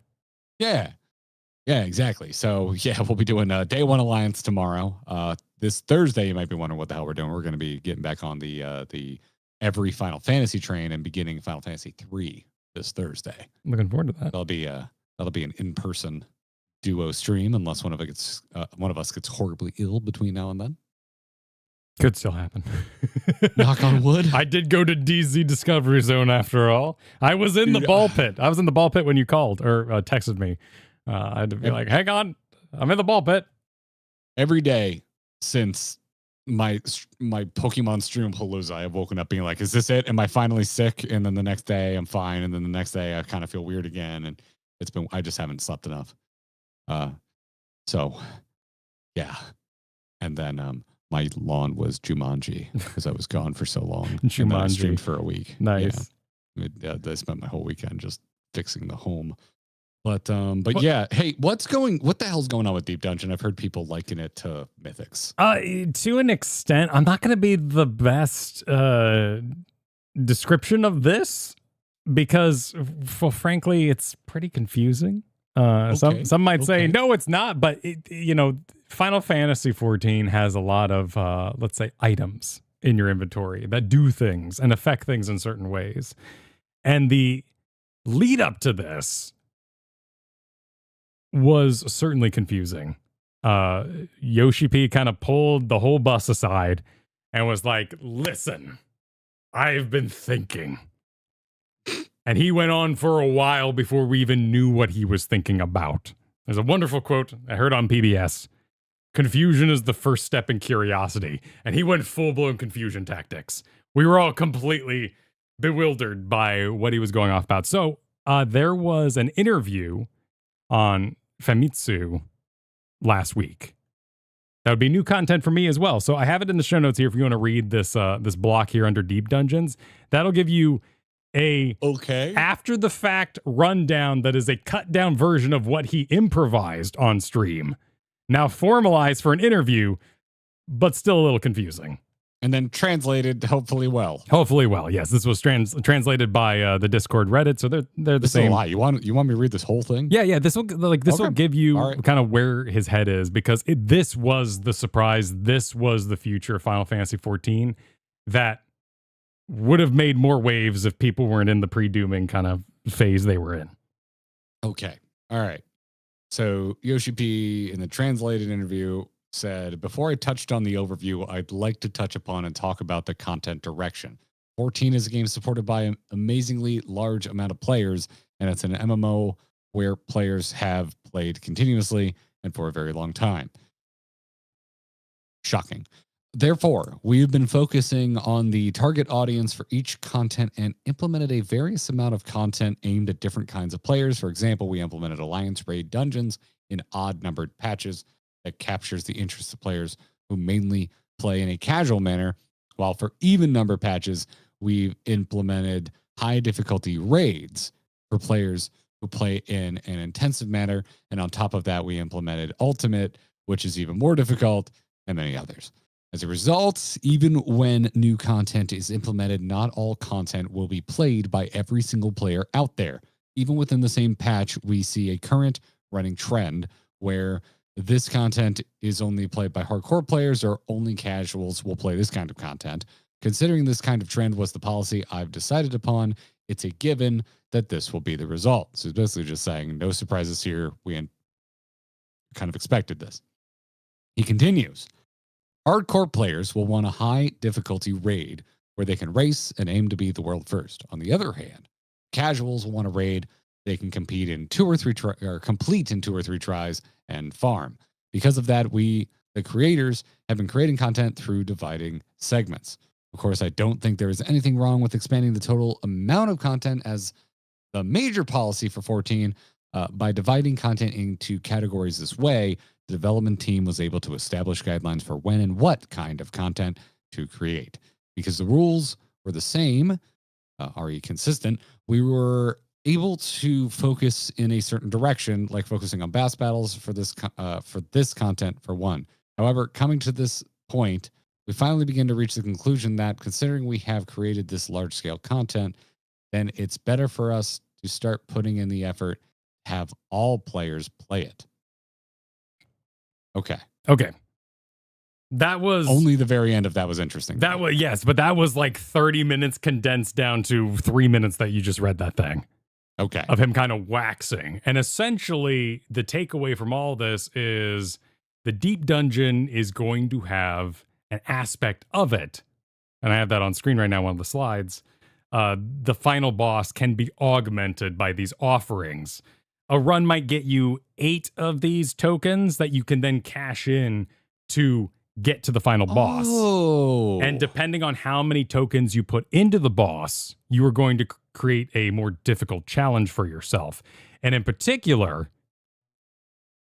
in this image here, we can see that the offerings will have different elements tied to them, like physical damage, HP.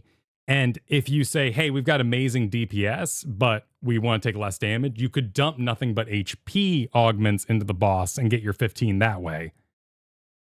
And then there's a prize for defeating it with everything cranked up to 11 with 40 keys plugged into it. That's really cool. So by doing really cool. So by doing the content in like a casual way, you unlock the keys to make it harder for yourself. And this is a philosophy he wants to include in future content across the board. So there could be a world where a dungeon comes up and you say, hey, I'm going to do, for lack of a better World of Warcraft turn, I want to do this dungeon at a key 7. I'm going to dump 7 keys into it, and I want to be joined by other people who are putting 7 in as well. Chat's saying this is a completely separate boss and not the boss you would have fought anyway. Yes, there's a whole different, and that's why I'm simplifying massively.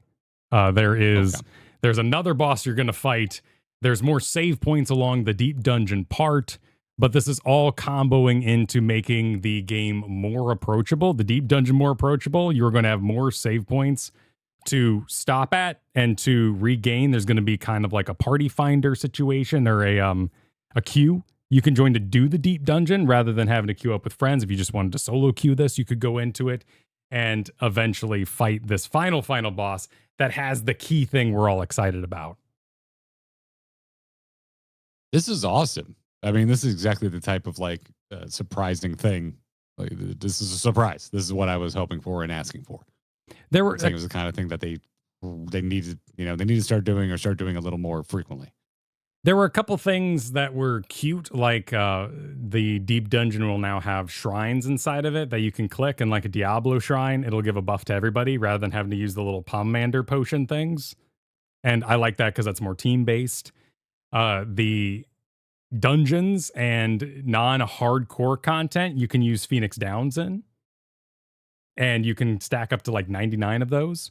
So when I die in my first time doing a dungeon, you could res me. So we can all keep playing. Yes. Yeah, so we can all keep playing. Phoenix Downs are such an absolute, they're such an iconic item. But I'm honestly surprised it took this long for them to do that. And I like what's getting lost. Like dungeons are just not that difficult, so why not just make them a little more fun and a little more tied into classic Final Fantasy? Right. That's cool. So 999 is the stack. Yeah. So you can have a fat stack of these. Hell yeah. And that 6-minute cooldown, that's not too bad. That's enough for like once every bosses. other fight. Exactly. Once every other boss, you could kind of get everybody up and into this, or even every boss when it all times out to it, right? So that, oh God, I'm gonna have to find space on my bar for another thing. But see, that's like the thing. It's so digestible. That's the one you saw on Twitter while you were gone. Woo woo, Phoenix Downs. And if you're on the outside thinking, should I come back? It's like, okay, what? Yeah, it's a lot. What does that mean? To cheer for woo woo offerings. Upping maximum HP if that works for the composition that I queued into. Also, hooray queue with. Yeah, and I can queue for it, and if I reach level 30, I get a save point, which there previously wasn't a save point, and I can try the final boss, but also, and this is actually really cool, but again, it's not a very hype statement. If you get to the final boss of the deep dungeon and you lose, previously you get kicked out. Do all 10 again, or even more. Now it'll say, hey, do you want to practice the boss?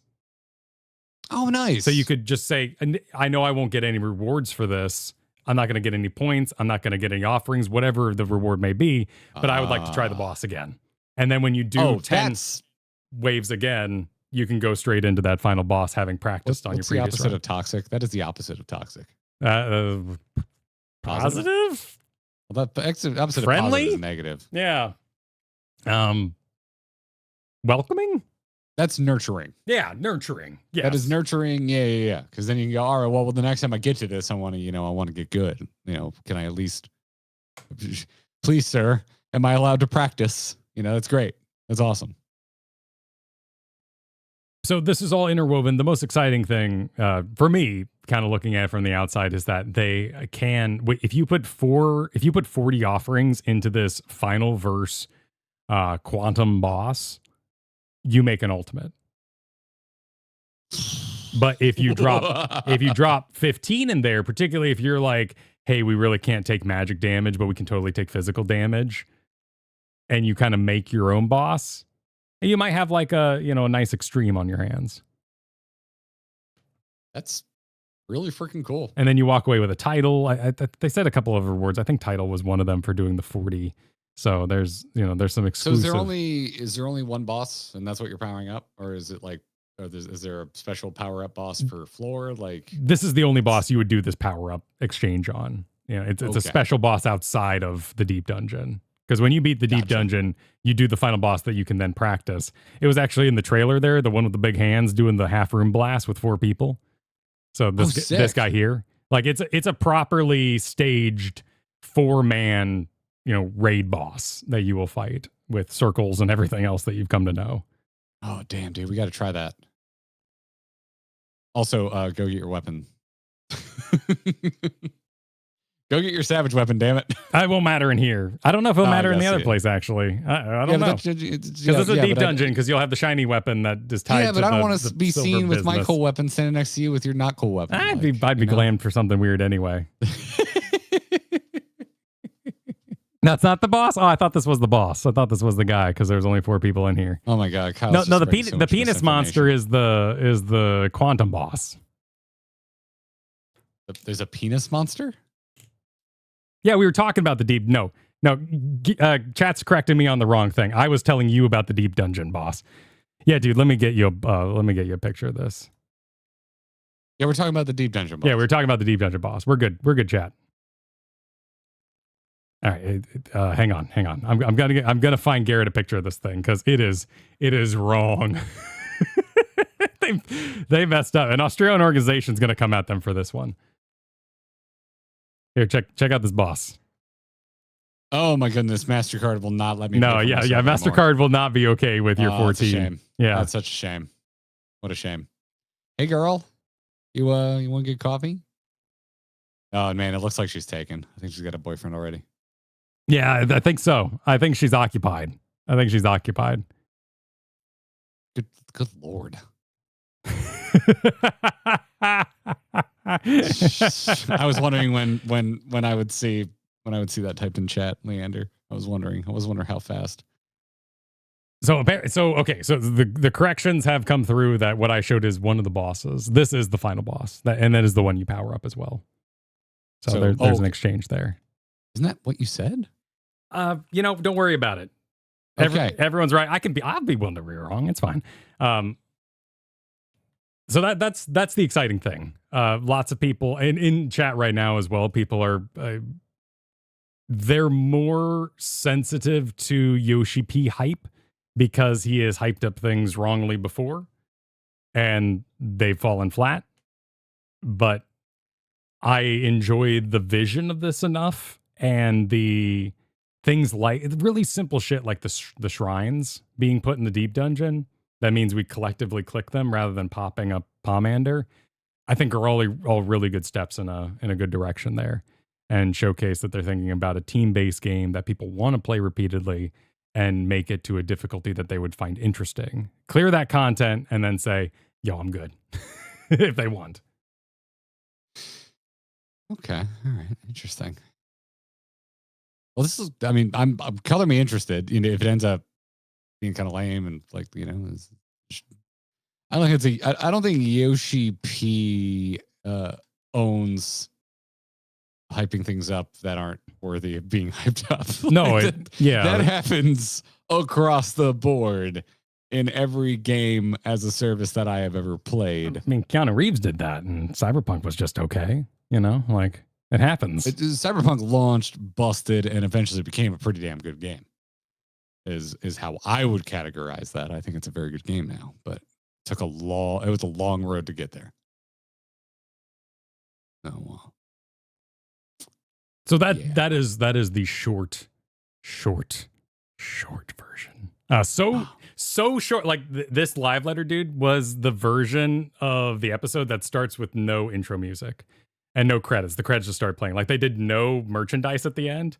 It was 4.5 hours of just pure Yoshi-P talking, and then they're like, "We need to end this. We even started an hour earlier. We need to end this." Oh, they did a Grinding Gear podcast. Yeah. Wonderful. they just ripped it. They were in and out as fast as they could. And in this interview as well, they said FanFest announcement soon, which was one of the big things missing. That was what I was looking for. I was checking all the fallout from this only because I wanted to see if there were dates for FanFest, because I just want to plan my 2026. I want to know, what are we doing? Also, because we have a voucher that expires 4 months into 2026 for a free flight. So I'm trying to see if I need to use that voucher before then. If you can get squeezed in. Dates. Give me the dates. I have a free flight anywhere in the continental U.S. For the love of God, Yoshi-P, please. They said soon in this interview where he summarized his long-winded thoughts about.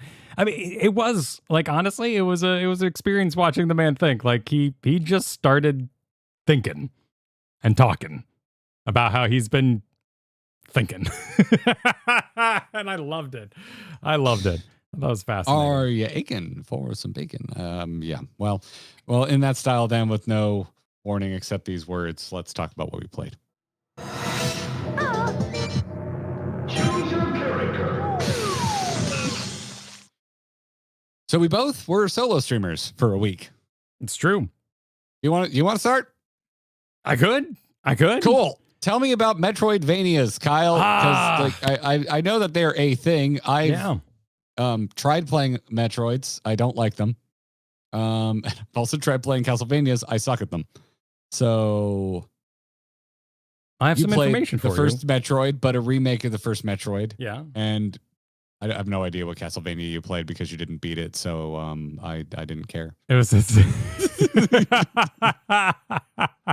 technically I did beat it. The same style that you beat your game, Garrett.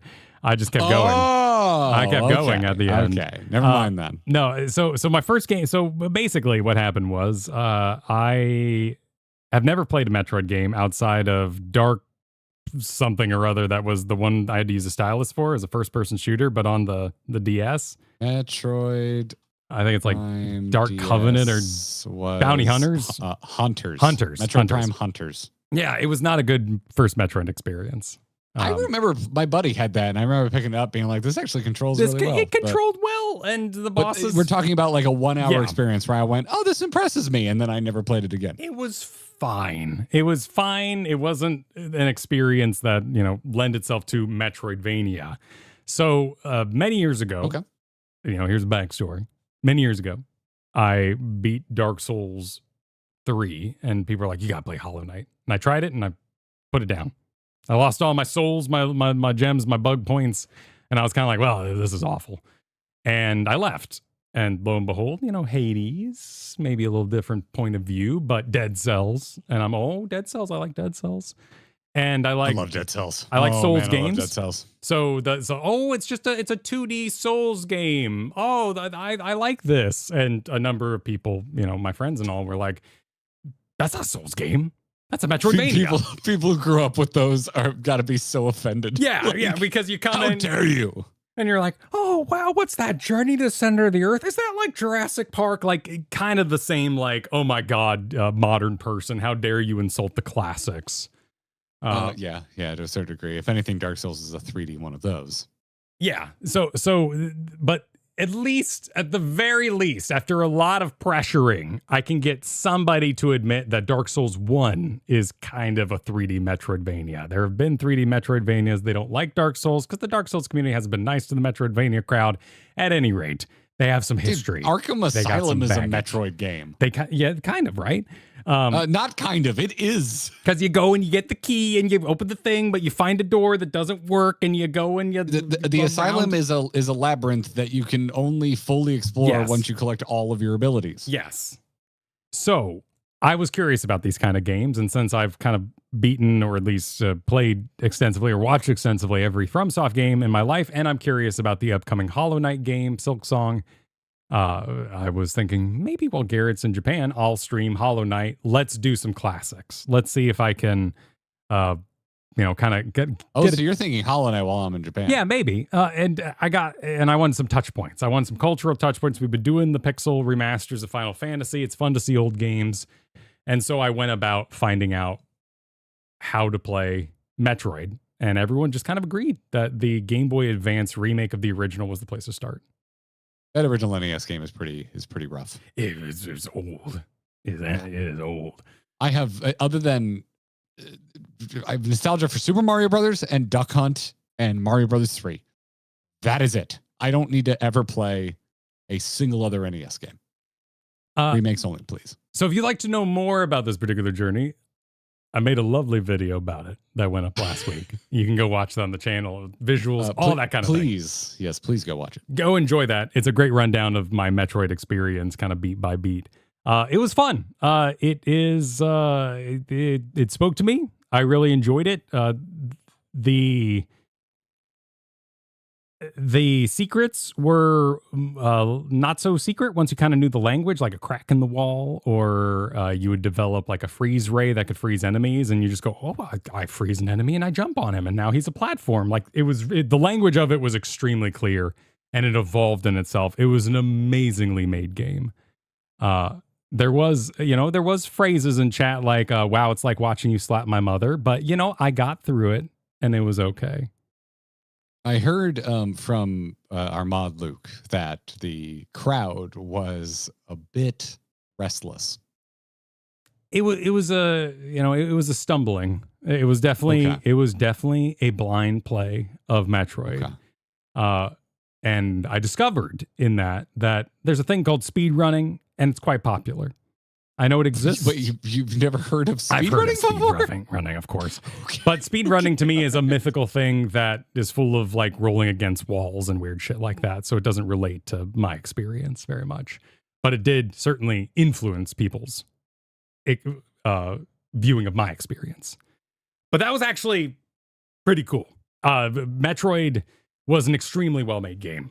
Metroid Zero Mission was the one I played. And I think I did myself a favor that I think you should probably do the next time you take on one of these experiences. On my overlay, I didn't even really think about this at the time. I was just trying to fill some space. So I had to make an overlay for DS because I was playing Pokemon Soul Silver. And so I had some dead space up top. So I was like, so I dropped the Soul Silver Heart Gold logos and next to it I put first time playing. It was there on screen the entire time. Maybe that would help you. With future Metroids and Castlevanias. Well, I think honestly the Metroid fans did a great job. They were very into what I was laying down.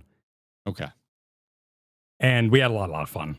I can't help but notice you played 2 games and you only said the Metroid fans were pretty good. Yeah, I don't think I was a good fit for the Castlevania crowd in the end. Why are you wearing glasses? In this video I'm showing here. Well, I made a rule.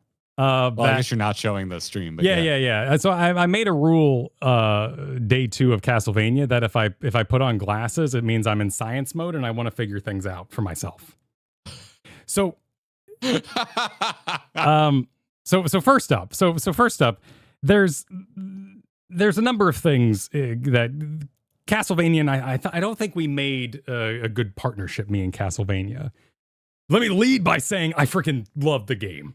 It was awesome. The music was incredible. It was a really cool experience. I think it was a very well-made game. And I had a lot of fun playing. Dude, I freaking love vampires. And I had a lot of fun playing it. I think my desire to continue to have my version of fun with it was also part of this friction. But ultimately, and what I was doing pulling this up was I was trying to find, here we go. What ultimately I think happened was the Olympics. Because of speedrunners, people are used to watching the Olympics. They're used to seeing people do flips and tricks at maximum speed. And they don't really know what's going on the bar. And it just looks cool. But the second they land and do the easy thing, in our minds, the landing, and then step back, we all go, ooh. Oh, he effed that up. Castlevania Symphony of the Night is a truly awesome game, but it's only hard when you lack knowledge. And that's, I think I drove people insane because that lack of knowledge. So here you can see, I think the main offender was this whiteboard. I had a whiteboard set up that on a side camera, you could see me write down things I had missed and things I was going to return to. And this ate at their soul, like seeing third clock room on there for like 3 days straight drove people mad. Absolutely insane. And they're just like, the whole time, they're just like, oh my God. The worst part about that particular part was that was just a meme. That getting in that room was going to give me meme armor. So people kept trying to tell me how to do it, but I didn't want to know. So let me rewind slightly here. One of the amazing things about Castlevania is it's very thematic. And I ran into a lesser demon and I had holy water on my person. And a number of times people in chat were like, holy water is the worst weapon. I never carry it. F that holy water. The holy water insta-killed the boss because it's freaking holy water. And I had it in my inventory. And then later I fought a boss who did fire damage. And just so happenstance, I was wearing a shield that gave me full fire resist. So the boss was completely negated. So when you're streaming Castlevania, you're not having like a Dark Souls I need to execute this correctly exchange. Okay. You are having I'm walking into the boss with no knowledge and this could be the easiest boss in the world exchange with the audience. I mean, there's a lot of that in Pokemon and I didn't really run afoul of it. Well, Pokemon's less nebulous because the fire melts ice and the plants burn. You say that. I forgot that on at least 3 occasions, specifically Fire and Ice. And that's kind of like of course, the plant, the ground and the lightning and oh, there's an I forgot about it, chat, no worries. The problem is, like, when I got told to equip my fairy because she removes poison, the boss was completely negated. And there was no boss to fight anymore. The boss was done. And that exchange of discovery, that exploration of what Castlevania is, like the lesser demon I would have really struggled with if I just didn't happen to have the holy water, Yeah. is what made that game so thematic and juicy. And when you turned into mist because you're a vampire and you float by a guy who's complete ass, like that feels fun. It was such a good game. So it's the opposite of the Souls crowd. How so? Because the Souls crowd will call you every name under the sun when you get anything that counters the boss and makes it easier, even though the game designers put it there. Yes, but Souls, I was thinking about that too. Souls has that investment of your build. So when you hit a wall and you're still like sword and shield, you can just kind of be like, guys, all my points are in using the sword and shield, and I've enchanted it up to +5, and this is how we're doing this one. Oh yeah. Which actually just gave me a great idea for a series. But when it comes to Castlevania, ultimately, by equipping the no poisons, thank you, and a holy weapon, Beelzebub went down in a few hits. But that's also what was so cool about it, right? Like when you found an unholy monstrosity, you're like, oh shit, I need to, will my holy rod work here? I've been using that for a while. And you go in there and it was just like critting nonstop. And that exchange, it was such a cool game. I was extremely impressed with Castlevania. So it just seems like it maybe isn't the most tolerant audience of a blind playthrough. Maybe not, yeah. And in the end, I don't. Do you think it just maybe we're too blind? Because we had a bit of an exchange on my Pokemon streams. Like, I'm not saying what I did was right and what you did is wrong. I'm just trying to explore the social contract that is streaming, because I stared it in the face for 40-something hours. 51 hours or something mad like that, totally. Well, the save is 51 hours, and we did do 4x speed for some grinding, so shave a couple hours off at least. But yeah, we had a bit of an exchange. Like, I was like, listen, y'all, like, I don't want to be fully backseated, but Pokemon games are huge, and I was told not to use a guide for spoilers, which boy, did folks end up being right. I think Pokemon, for the most part, is a game best enjoyed with a guide. Those worlds are big. They are obtuse. It is easy to miss shit. It's even worse in Soul Silver because you can headbutt trees to get some Pokemon that just will not appear in grass. And you can literally, Kyle, headbutt every tree. I actually don't care for that mechanic all that much because there's so many trees. I just went, what's the point? Wow. Was there anything goddamn trees? Was there anything actually important in a tree? Outside of like maybe the initial tutorial, you can headbutt trees. I don't know. Maybe I probably made some people angry by just not headbutting very many trees. But my are we full on switching into Pokemon talk now? I see. Yeah, go ahead and go for it. Like, unless you have questions about the Castlevania experience, like, okay, we're gonna dip our toe, but this is mostly still a conversation. This is a conversation about both our experiences. We had an exchange. Like, folks were able to give some suggestions. They just weren't able to tell me like what happens at the end of the game. I didn't want to know like every Pokemon on the roster of the gym leader I was about to go fight.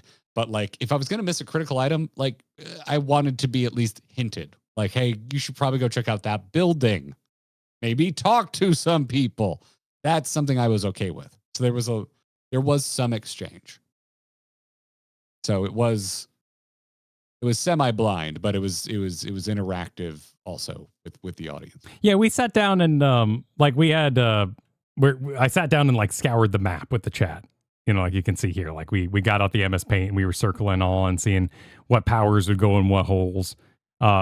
But merely like the really fascinating thing about Castlevania is that you would have people show up and be like, and you'd be like, oh man, I'm really loving this crunchy hard game. It's not a hard game. And you know what? They're right. Like, it's not. Castlevania Symphony of the Night is not a hard game.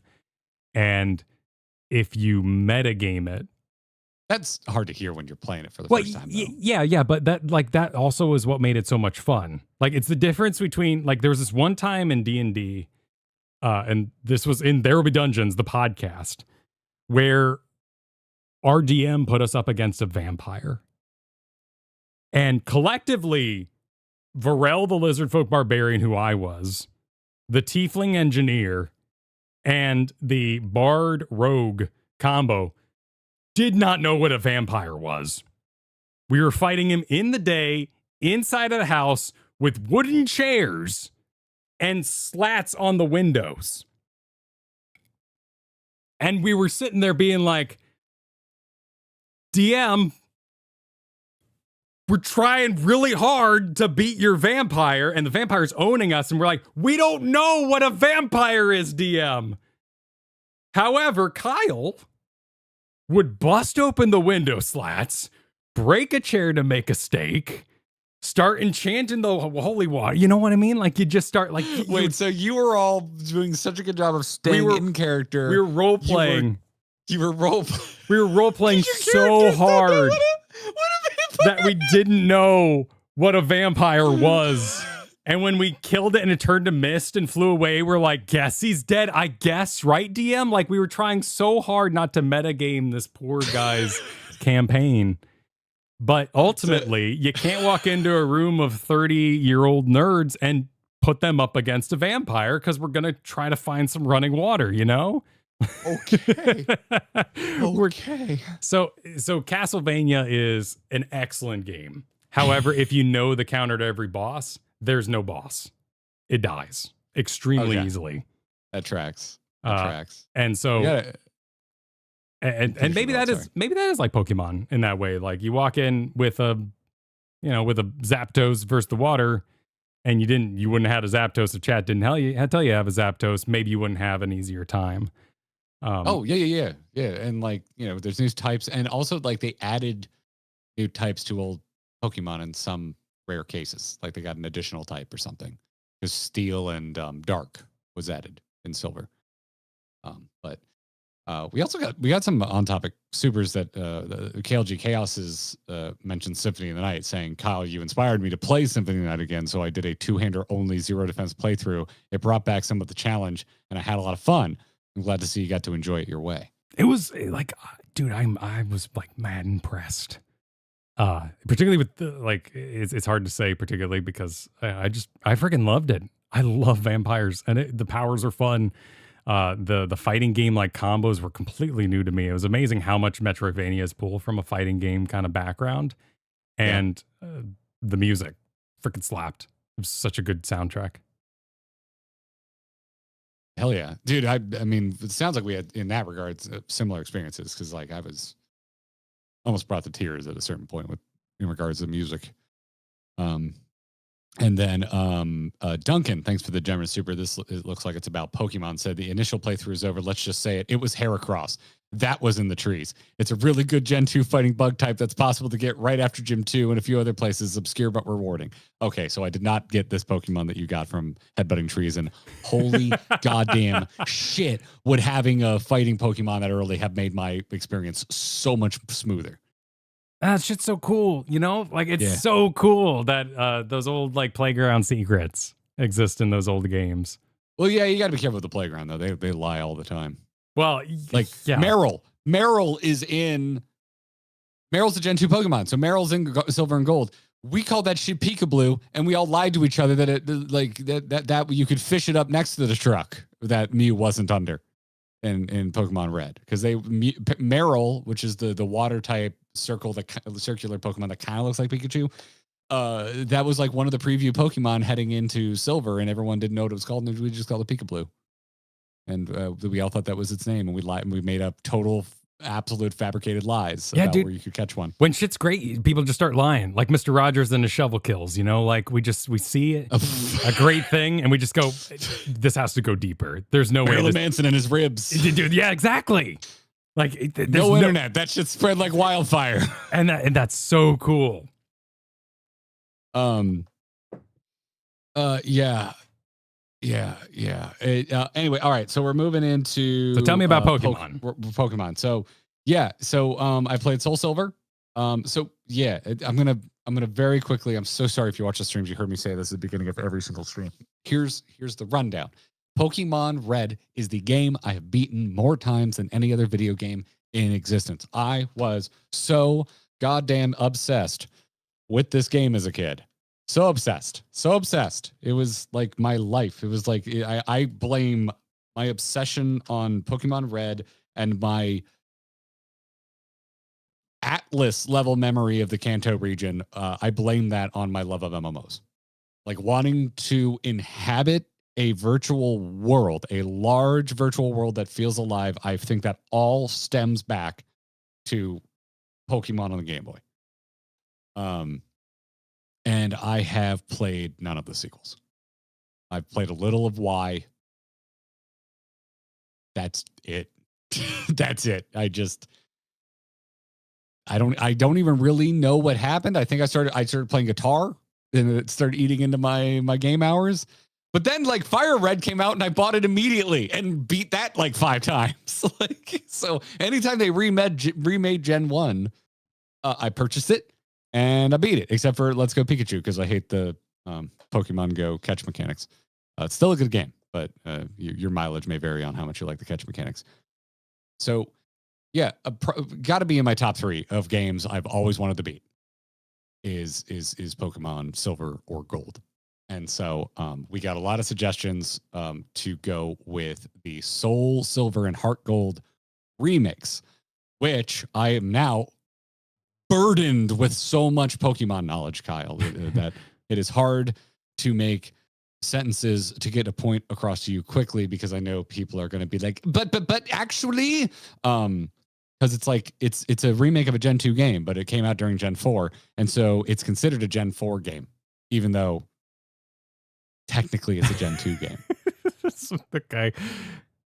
But there's Gen 4 Pokemon in it, but you don't really have access to any of them, with some exclusions, because I did actually get a Gen 4 Pokemon that I took to the Elite 4. But you don't actually really get access to most of the Gen 4 shit until the post game, like after you actually like beat the core Silver experience. So I played Soul Silver and I saw credits. I wouldn't call it beating it. Did you beat it? No, I want to play it today. I want to play that post game right now. It wasn't a satisfying ending. Do you want to know?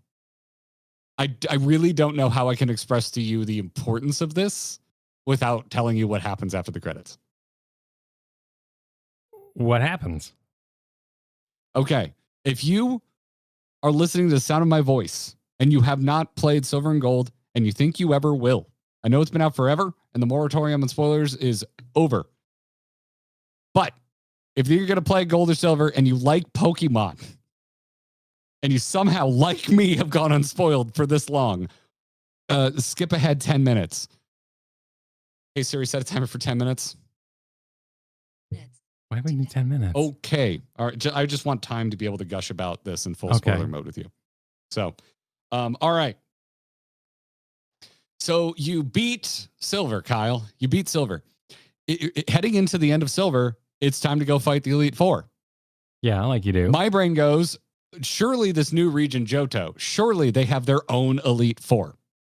That would make sense, because they had their own 8 dungeons. They probably have their own Elite Four. They do not. You walk east until you hit Kanto region, and you go to freaking Victory Road in the Kanto region, and you go fight the Elite Four 3 years after the events of Pokemon Red. Some of the members are the same. Some of the members are new. Professor Oak shows up. Bill shows up. Okay. And then you beat the Elite Four, and if you reload your save, the new Professor Elm is like, hey, here's a ticket for a cruise ship. It'll take you to the Kanto region. You should go explore. And the entire goddamn Kanto region from Pokemon Red and Blue is available in the post game with 8 new dungeons or 8 new gyms to do. You go back. Is it scaled to you now? Yeah, actually, yes. Yeah, it's like kind of the 40-50 range. Oh, wow. Yeah. By the way, asking if anything is scaled in this game is the most complicated question you could ask because the levels are complete bunk. You will be like 7 gyms deep, and then you'll move to the next path to take you to the 8th gym, and you'll be fighting like level 17 trainer Pokemon. It is so hard to level up in this game. But yeah, it was amazing. It was like going home. Yeah, that's so nostalgic, right? Like actually call fan service, call whatever you want. There's an entire second game at the end of that game. And for me, the fact that it's Kanto region is insane. Like it's actually insane. Like no wonder Pokemon fans are in a constant state of pissed off because this was the second release in the history of Pokemon. I mean, that's a lot of content. Like that's a lot of content. It's one of the best games I've ever played. Like it's such an insane package. Like imagine you beat Red Dead 2 and it's just like, hey, the entire Red Dead 1 map. Here you go. Enjoy. Like it's nuts. It's absolute. I can't believe. And it's all upgraded. Long. Like it's all, I mean, look, the buildings are that pseudo 3D, and I had assumed they would have scaled it down or just not had this in the Game Boy. I thought this was something that was only for the remake, but this apparently was in the original Game Boy Color carts for Gold and Silver.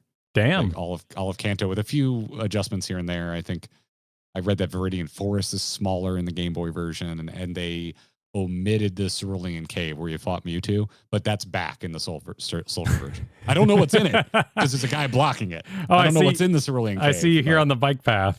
Dude, at the end, I just like, everyone's like, why aren't you leveling? You're going to miss. I'm like, I don't care. I'm just exploring. I was trying to get to Pallet Town, which you can't get to for story reasons yet. Oh. But it's on the map. So the first thing I did was I cracked open my map after getting the cruise ticket, and I looked over and I was just in shock, man. I was just like, holy shit, it's Kanto. Like all of Kanto is here. That's really cute. Some of the gym leaders are the same. Some are entirely new gym leaders. Your rival from the original games is the new final gym leader. Oh, nice. From Red and Blue, which I think canonically was called Green in Japan and Blue in the States. Because the hero is canonically red from Red and Blue. But anyway.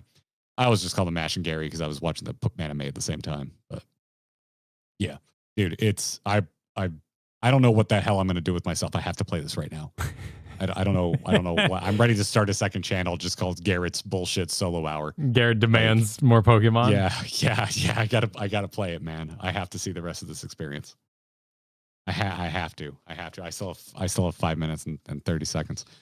You can tell me about the new Pokemon. Tell me about I really like him. I really like the Gen 2 Pokemon. I got some messages from folks, and I saw some conversation. Like people were like worried, like I was going to be biased and like run nothing but a team of Gen 1, which honestly is hard. It's hard to not run a team of Gen 1. The beginning of this game is mostly Gen 1 Pokemon. Like my first random encounter was a Pidgey. You can like go to that very first stream and I'm like, my first random encounter. And then it's a Pidgey and I just kind of deflate. And I'm just like, okay. It's actually kind of tough to make a team that is mostly Gen 2. But that was like the rule I made for myself. If you go to any of the descriptions for any of these streams, you'll see my stream rules, which was like, it's a team of all Gen 2 as much as possible. I'm allowed to swap out for Gen 1 if I need a counter, but I have to try the gym once. Like I had all these rules, Kyle. And yet still every day multiple people would come and be like, is this a Nuzlocke? It's just like, bro, if this was a Nuzlocke, I'd be advertising it as a Nuzlocke. Yeah, I like the new Pokemon a lot. I chose Totodile as my starter. A lot of Florida Man jokes were made.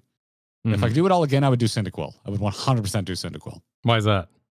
Just because I've done so many replays with a water starter in red, like I'm a Squirtle dude. So I would go first of all, the fire would help you with the first few gyms. I can't want to say dungeons because we're playing a lot of classic Final Fantasy. But yeah, I would go Cyndaquil. Also, I just like how Cyndaquil looks. Cyndaquil's adorable, and I've since peeped the evolutions for Cyndaquil, and they look sweet. Yeah, giant crocodile is kind of girthy, kind of weird looking. I like him too. It's Adjective alligator, I can't remember. Because he was one of the few Pokemon I gave a nickname to. Because my character was named Tuna, and so he was No Croc. That's good. That's pretty good. Yeah, by the way, my rival's name was Val, and he is the rival in Silver is an absolute edgelord. Nice. Oh, badass. No, I was happy to see. Yeah, like so much worse than the rival in Red and Blue. I didn't get to see him, but I did stop by your first stream, and people were telling me that, I was named after the rival. I appreciate that. Yeah, I was kicking your trash, man. You really need to learn to treat your Pokemon better. Well, that's what makes you a Pokemaster, because you love your Pokemon, and he's out there forcing them to fight. Yeah, the difference. Yeah, but it's an amazing game. Like if you haven't played Silver or Gold, yeah, you just go straight to the Soul Silver or the Heart Gold remakes. It's beautiful. Like they did such a good job. There is a follow sprite for every single Pokemon in the game. So whatever Pokemon is in your first slot, it will follow you outside of the Pokeball out in the game world. That's cute. And they've done this before, but Yellow, it only had Pikachu. There's over 200 Pokemon in this? Because they added 100, I believe. So it'd be 250, and if maybe you can get Mew, I have no idea. But yeah, over 200 unique sprites that follow you, and even their evolutions. And it's amazing. And because they have those assets, then all over the world, when people are hanging out with their Pokemon, it's a specific Pokemon. It's not just the same generic Mon sprite. Oh, that's a nice. Oh yeah, I remember that thing. Yeah. Oh, that's a memory. Yeah, I forget that weird creature they were hanging out. I'm so sorry. I undersold it. There's 493 unique Pokemon in this because it's also or more to see. Yeah, you could have just sang the song and we'd be good. Because of Soul Silver and Heart Gold being Gen 4, there are Gen 4 Pokemon available. It's still 150 or more to see. It's still accurate. We're good. We're good for all time on that statement. It's yeah, dude. It's really freaking good. And reminded me how much I love Pokemon, and ended up watching a bunch of Pokemon content over the weekend. And Katie made the mistake of asking me how was it, and I just went off on the like Pokemon. A hyper fixated 6-year-old. Sure. It's I forgot how much I like Pokemon. That's a cool. I mean, it's a great property. Like it's a lot of fun. It's kid friendly. One thing I've been seeing. We watch a YouTube channel called Kids to Kids, which is crazy because this kid's growing up at the same rate as my kid. I started a YouTube channel during his early years. They're doing Pokemon trade-up challenges when you go to a convention and you have a card and you challenge your friends to see who can walk away with the most expensive card. Oh, that's fun. So you walk up and you say, "Hey, how much can I get for this Ghastly? I'll give you $6 for it." Cool. And then you take that $6 and you buy something from them for trade. And then you go to the next place and you're like, "Can I get my Cyndaquil for 10? And then you see whoever walks away with the biggest Pokemon wins the challenge. Oh, that's sick. And that's cool. That teaches social skills. There's no grab bag mechanics going on there. I saw a fun video that was kind of like that, but based around it was more about budget limited. I'm trying to find the channel because I really enjoyed it. A channel called Chase After the Right Price. I watched a video from them called Finally Buying Every Pokemon Game. And apparently this is a challenge that channel has tried multiple times where they went to local retro game conventions and tried to buy all 75 Pokemon games in a single weekend. Wow. And this video was fun for me because it was like, while it's not like perfect, it was a good like quick sampler of the values of Pokemon games. So I really enjoyed watching that. That was a good watch. Shout out to that channel, Chase After the Right Price. So that was fun. And it wasn't just mainline, it was everything. They were trying to get Hey You Pikachu and the Stadium and the Coliseum sequels and like everything. Yeah, a lot of these. Yeah. So yeah, man. Whenever you're ready for a Nuzlocke, you just say the freaking word. Also, I think Joe might be interested in joining us for a Soul Link. Oh, it's sick. Yeah, honestly, that sounds like a lot of fun to me. I love Iron Man modes in games, and it kind of sounds like it would scratch. Well, then that you itch. should try Iron Man, which is a variant of Nuzlocke. Yeah, I like the idea that like I get knocked out, you lose something on your side. We can't have the same types across our entire board. There's lots of rules in there that sound really fun. I do not, obviously, with our conversation about graded cards. If that is my role to play, I will sit here and be a grump if you ever want to do shiny hunt streams. I will be. Are you aware so of checked out? Okay, y'all don't understand. Kyle and I met this morning to have a talk about everything we're doing this week, and Kyle mentioned shiny hunting like 6 times. You do not understand how rare a shiny is. That's why I don't want to do it. I don't either. I Okay, have no okay, interest. cool. Okay, good. I'm glad. Yeah. So let's see. Soul Silver, shiny rarity. 1 in 8,192. Yep. Random spawn Pokemon. Cool. Yep. All right. Cool. Excellent. I'm glad we're in agreement. Yeah. Perfect. Oh, good. Yeah. Good. Okay, that's a huge relief. It depends on how you do it, followed or preceded immediately by nope, don't do it. It'd be fine like for like a future subathon or something. Listen, maybe. I appreciate it. You know, we're it's a better world because someone said, I'm going to go out into the world and try every plant that exists. Thank you for doing that. I like our modern age, but I'm not that guy and I never want to be. Shiny hunting sounds like it would make me furious, and there's no guarantee that you'll have a satisfying ending for the audience. Like that's too rare. That is too damn rare. If we count the one guaranteed shiny that I got while I was playing, there's a guarantee to like introduce you to the concept. It doesn't even tell you. It's just like, oh, what a weird color, such and such. I'm not going to spoil it for you, but and I was just like, oh, that's cool. I like the red such and such. And chat's like, well, congrats on your first shiny. I'm like, well, the game didn't tell me that. I didn't realize that a lot of shinies are also just an alternate color. Oh, okay. I guess, I guess that term, which makes me happy because, like, to me, like one that's just kind of like shimmery is like that's not super. Yeah, cool it's not going to do anything. But I grew up with Dragon Ball Z, so alternate colors make me excited. No, yeah, like it's so much fun in Super Smash Bros. Changing around the colors, which now I know all the Samus suits are actual suits. That was kind of fun. Oh yeah, that's like Link's tunics have always been. But anybody who plays as Zero Suit Samus is a complete bastard. They should acknowledge that is not the suit she wants to be in, and she does not want to fight like that ever for her whole life. So put her back in the suit. Well, I actually don't know the tiers, but I always assumed Samus was better than Zero Suit Samus in Smash anyway. with the tier systems in the background. Well, I'm glad you hit credits. There's too few games in this world without credits. So if you're back post spoilers, just go if you enjoy Pokemon. Play Soul Silver, play Hard Gold. An amazing experience. Nice. Absolutely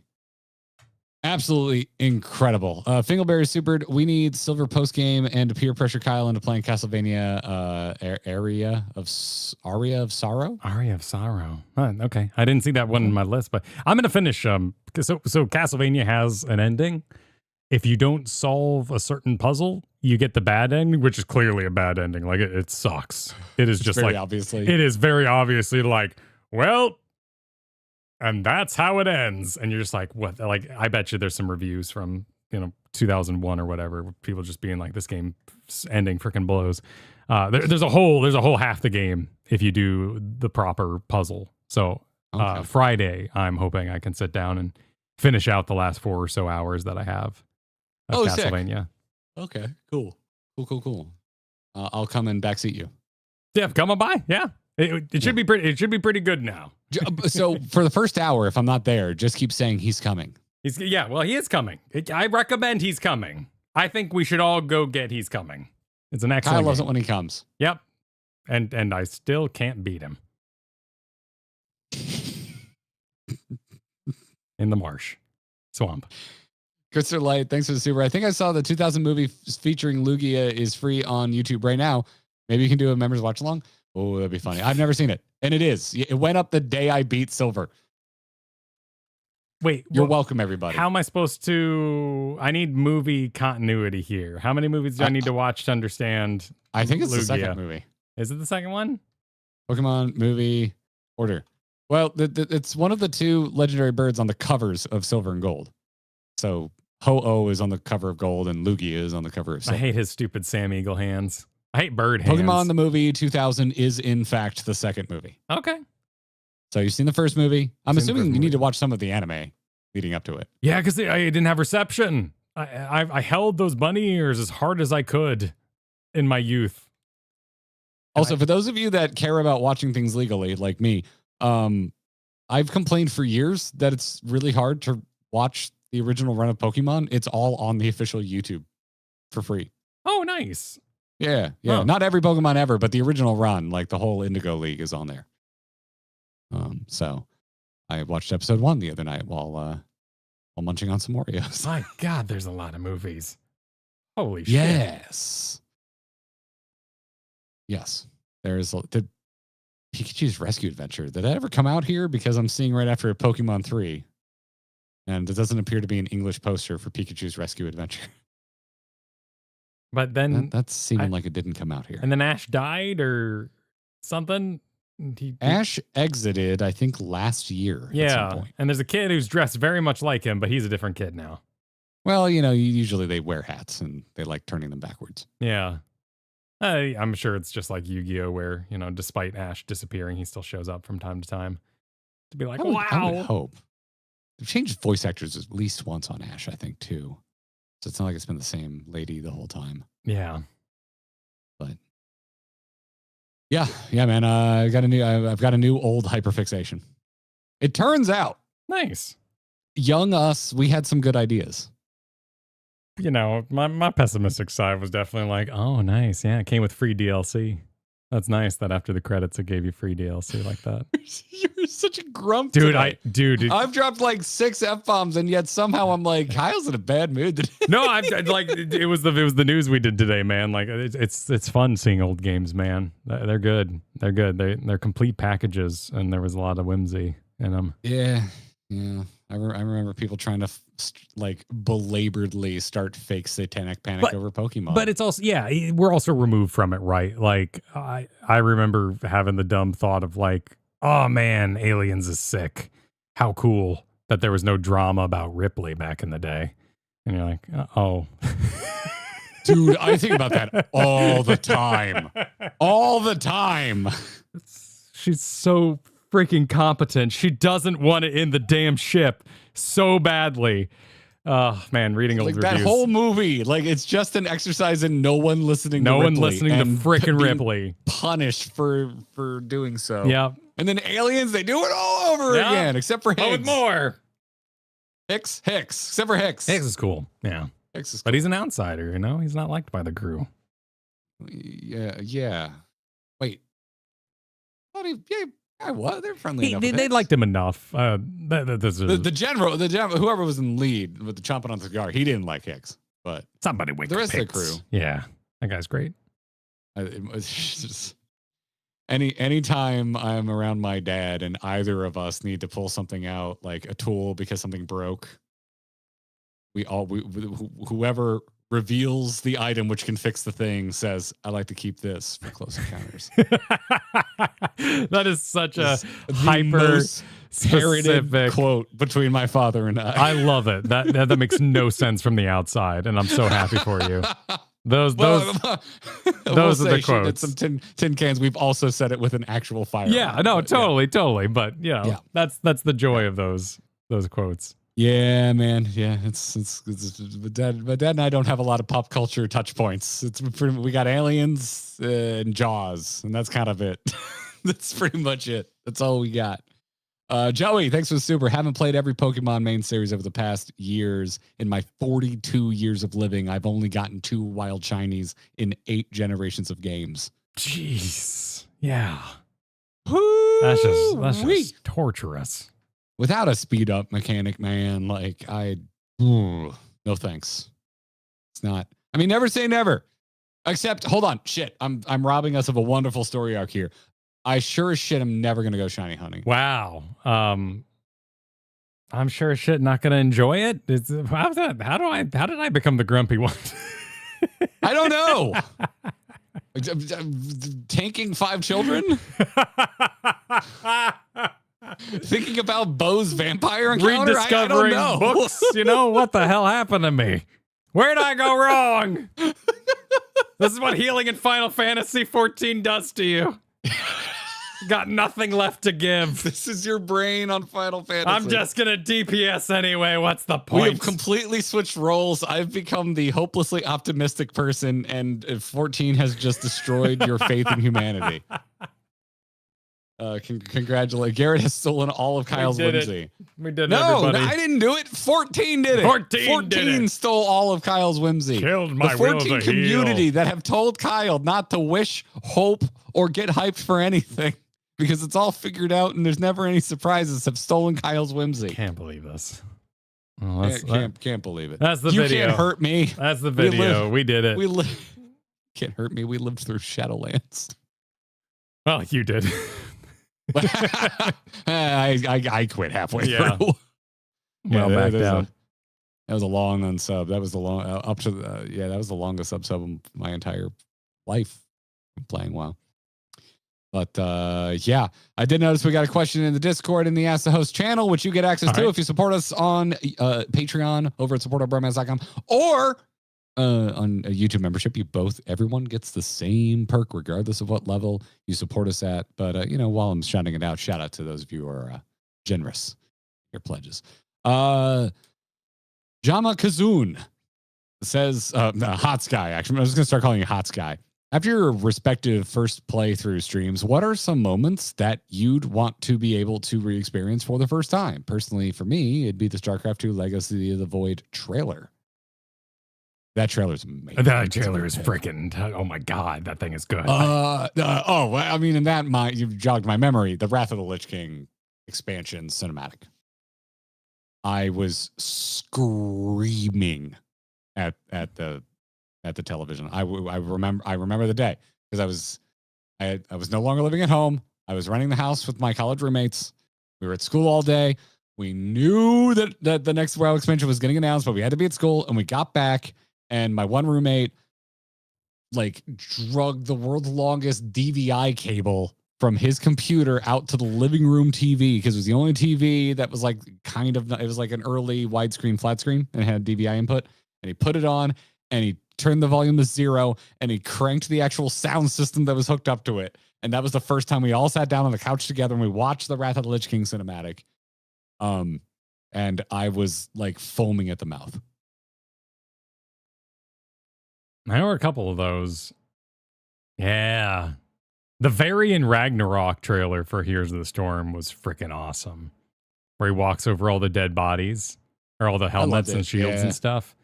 Yeah. Yeah. That's the first time I realized I cared about Varian as a character. Yeah, this is true. It made me miss him because that was after he died in World of Warcraft. Yeah. I really like Varian. Varian was a strong character. Miss him a lot. Yeah. It makes me wish I was caught up with 14 before Shadowbringers. Because that Shadowbringers trailer is so hype. It's ridiculous.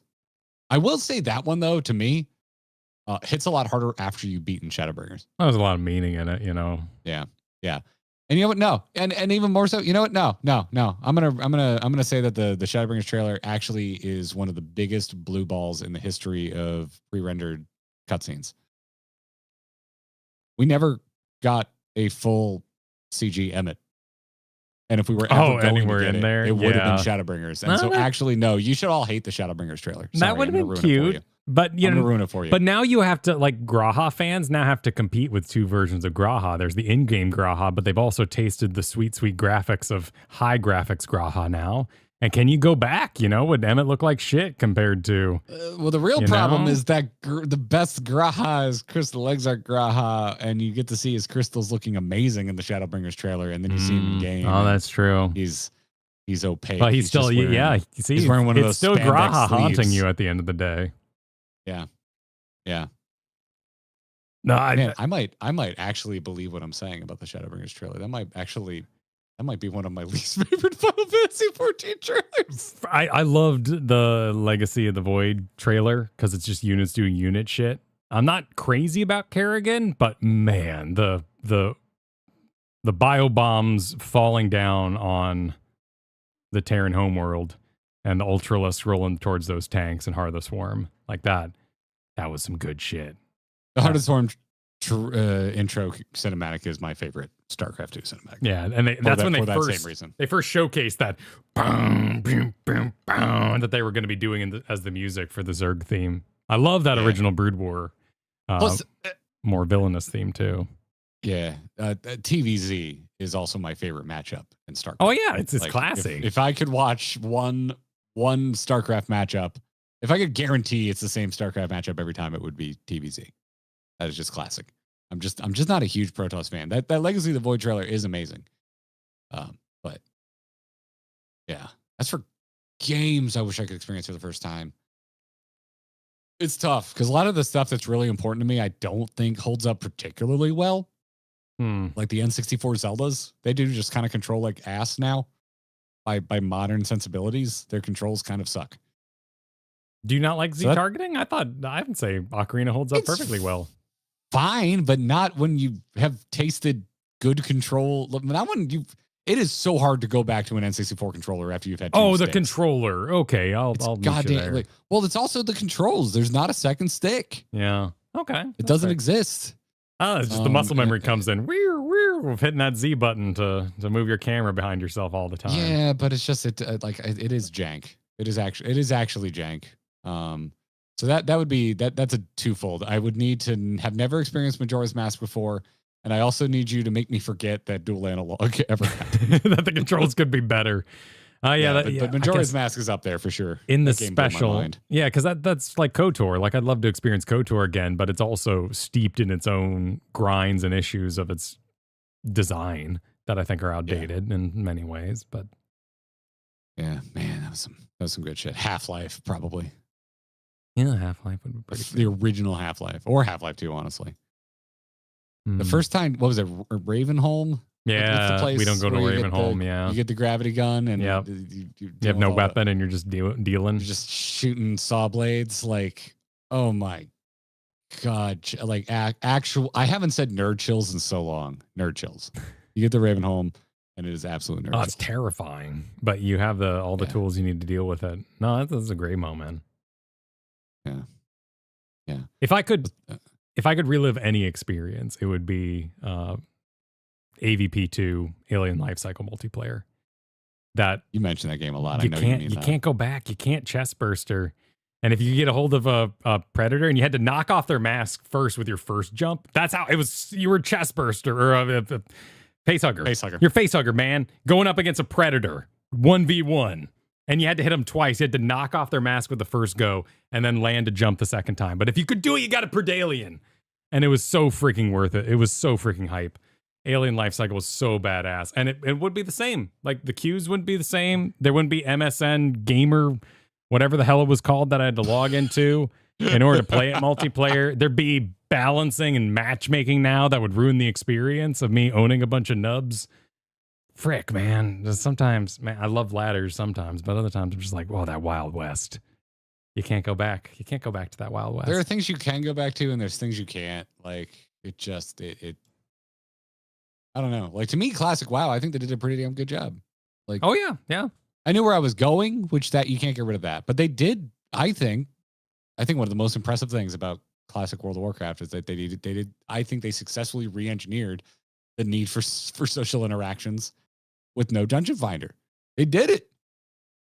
I spent all multiple days on every dungeon just like waiting around trying to find a group, and I got friendly with those people, and then I saw them again later 20 levels down the road, and we're like, hey, how you, holy shit, oh, you're max level, I'm still catching up, what's up? And like that kind of thing, that's legitimately impressive.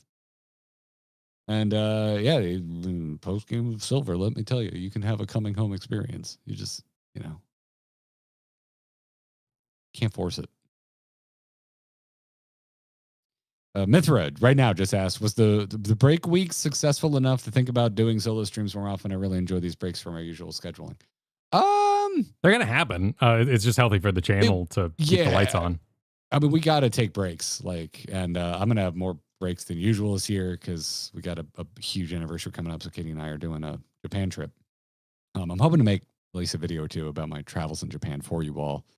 I have no idea if it's even possible for me to pull off any sort of streaming while we're out there, and if that was something that Katie would even want to mess with, because it's a trip primarily for us.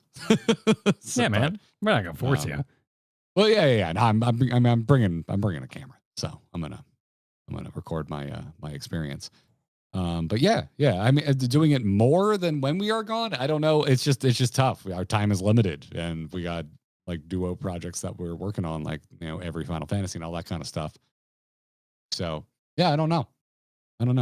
If you're just asking about metrics and stuff, like, our numbers always go a little down when one of us is gone, like pretty much like clockwork. It's a sauce, but that's also, it's what makes it fun too. And we got to explore a lot of cool games during it. So if you're asking if there will be availability to do more solo streams on top of what we're doing right now, I can tell you both felt like Garrett does a thumbnail, takes a half hour. That was my half hour while he was gone. And that was a lot to take on. All those little jobs we do for each other and with each other. Yeah. All the scheduling, all the damn things. It took so long to make thumbnails. That's why Thursday, when I streamed 3 times in a single day, it was the same thumbnail with a different background. It was just like, go. We gotta knock this out. But yeah. Like, I don't know. Like, we always lose some patrons. We always lose some subs, and that happened. We made up for it with new patrons. This is the first time, I think, ever. Very cool. I think this is the first time we've ever taken a break where we ended with more people on Patreon than before we started. Oh, yeah. So if you signed up, seriously, thank you for that. This is not a plug. However, while we're here, support at bromance.com. Check it out. It's a pretty damn good website. I'm a fan. But yeah. Vernacular Ham, thanks for the super. Speaking of support. No, I have never been to Japan before. When Katie and I were dating, I distinctly remember just driving one night. I think we were at my folks, and some family were in town. They were talking about traveling. On the way, on our drive home, I said, "Hey, what's like your bucket list for travel?" And we both said Japan, like at the same time. That was the top of both of our lists, unbeknownst to one another. And so we just kind of pinned that, and we're hitting 10 years married this year. So we're going to Japan. It helps that we have enough miles that the flight is free. It's not going to be a comfortable flight, but it's a free flight. Congratulations, man. I'm looking forward to it. I still don't know if I'm going to be doing Hollow Knight during that. We'll see how everything goes. Who knows if Silk Song is going to be out. There's going to be the Hollow Knight rush.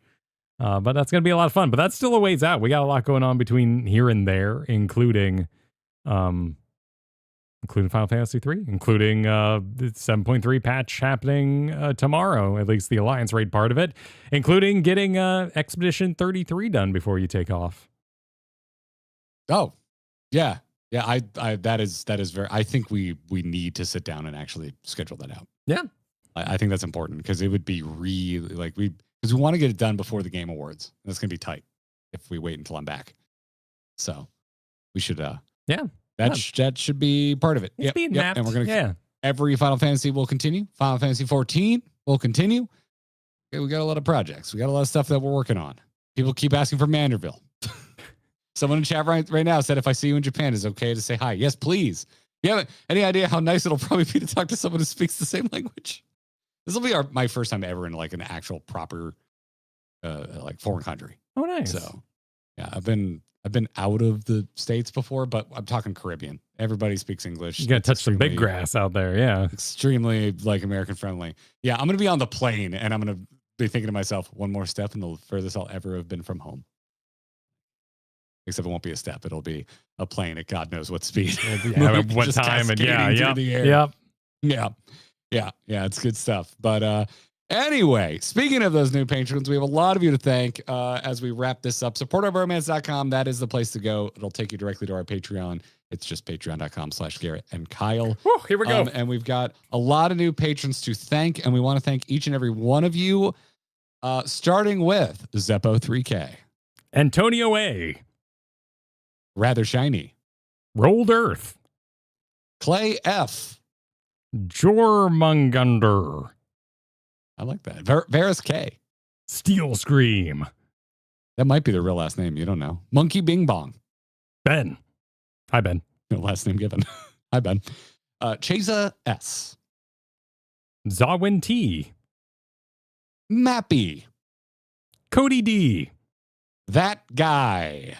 Time Chaser. Saber Mao. Brian. Joshua H. Piku. I would go with Pecco, but sure.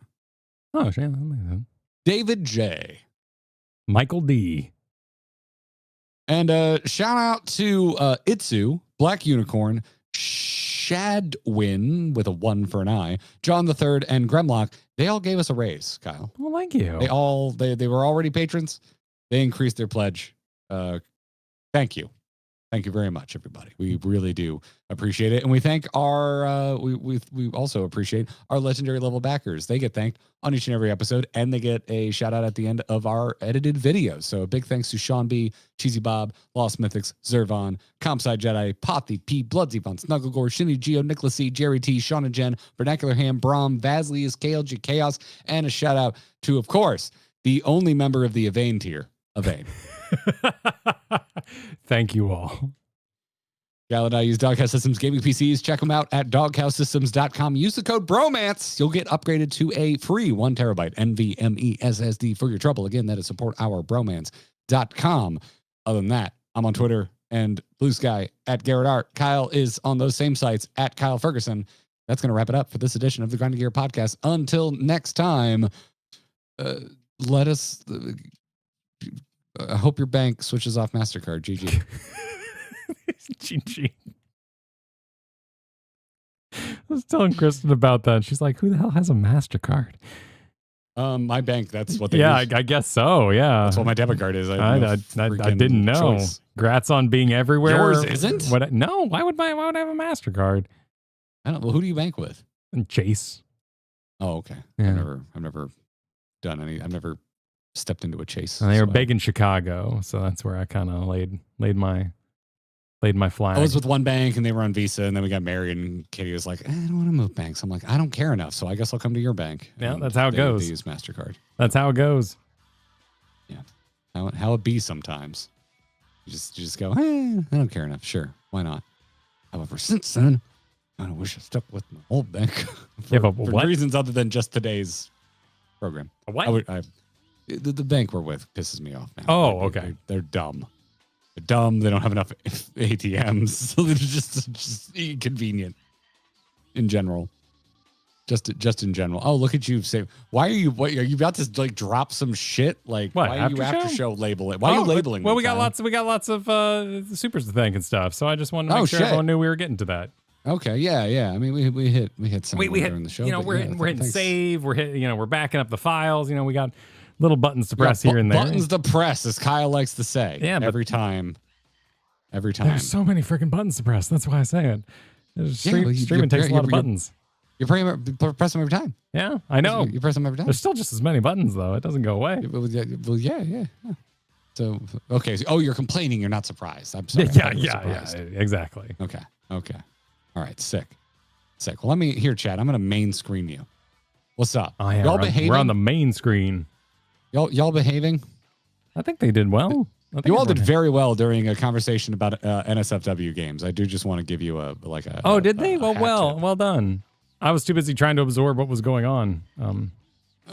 One of the bundle sites even did like a free NSFW game bundle in protest. That's wonderful. I love that kind of shit. I think CD Projekt Red even like retweeted it or something.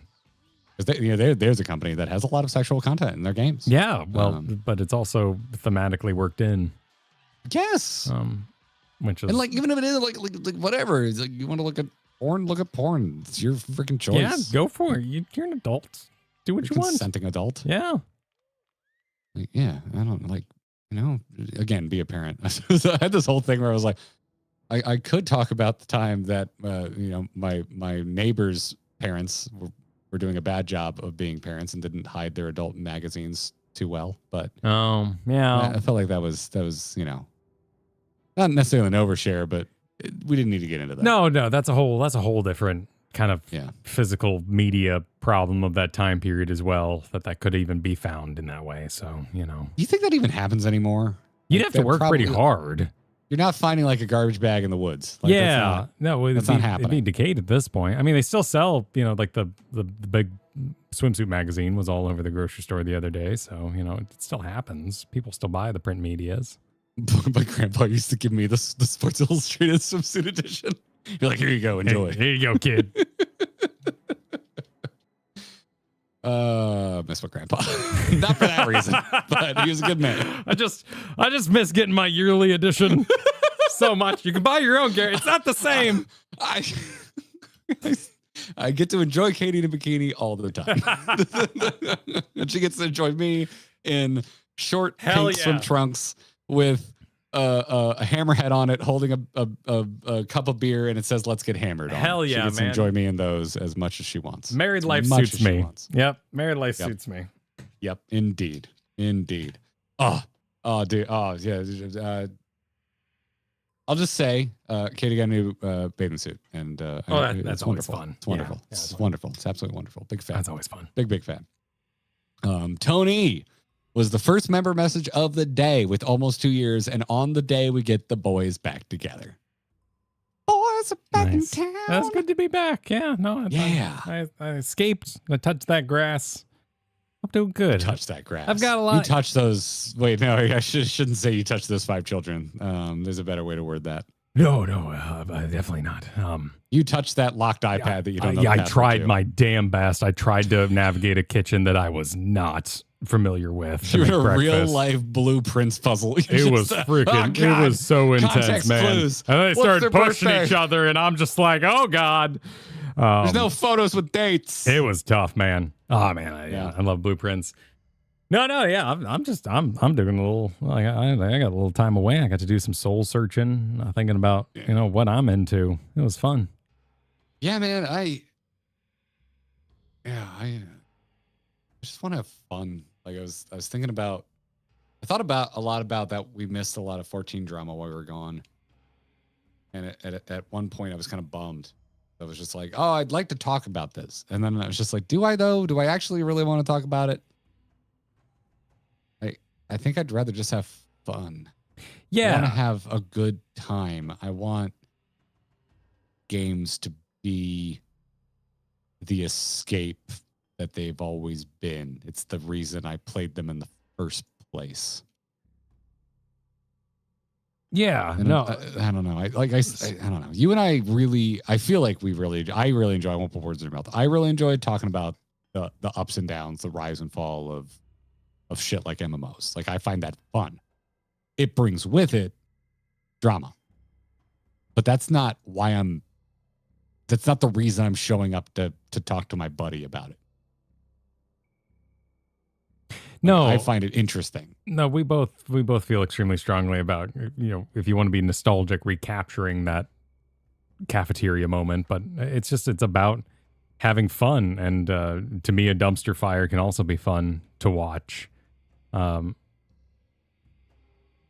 Yeah, honestly, like I think the hardest thing was just being told that like it is immoral to stream something like the Horse Girl game. That was a weird experience for me. I didn't catch any of that. Comment on the stream, like and maybe that again is that too though. That's just you forcing your values on someone else. But. And then you combo that with the I've never been the issue for being positive about something, and that was odd. That was a weird experience. I've been the issue because I'm misinformed. I spread misinformation, which usually happens because I'm simplifying things. Most of the time when people accuse me of misinformation, it's because I'm trying to keep things simple, and I really don't concern myself with being right too much. And I know that's a flaw on the internet. I don't really care about being right a lot because it's fun to be wrong. When I started doing this, no one accused anyone of being based because we didn't have the word. So I don't really care if I'm based.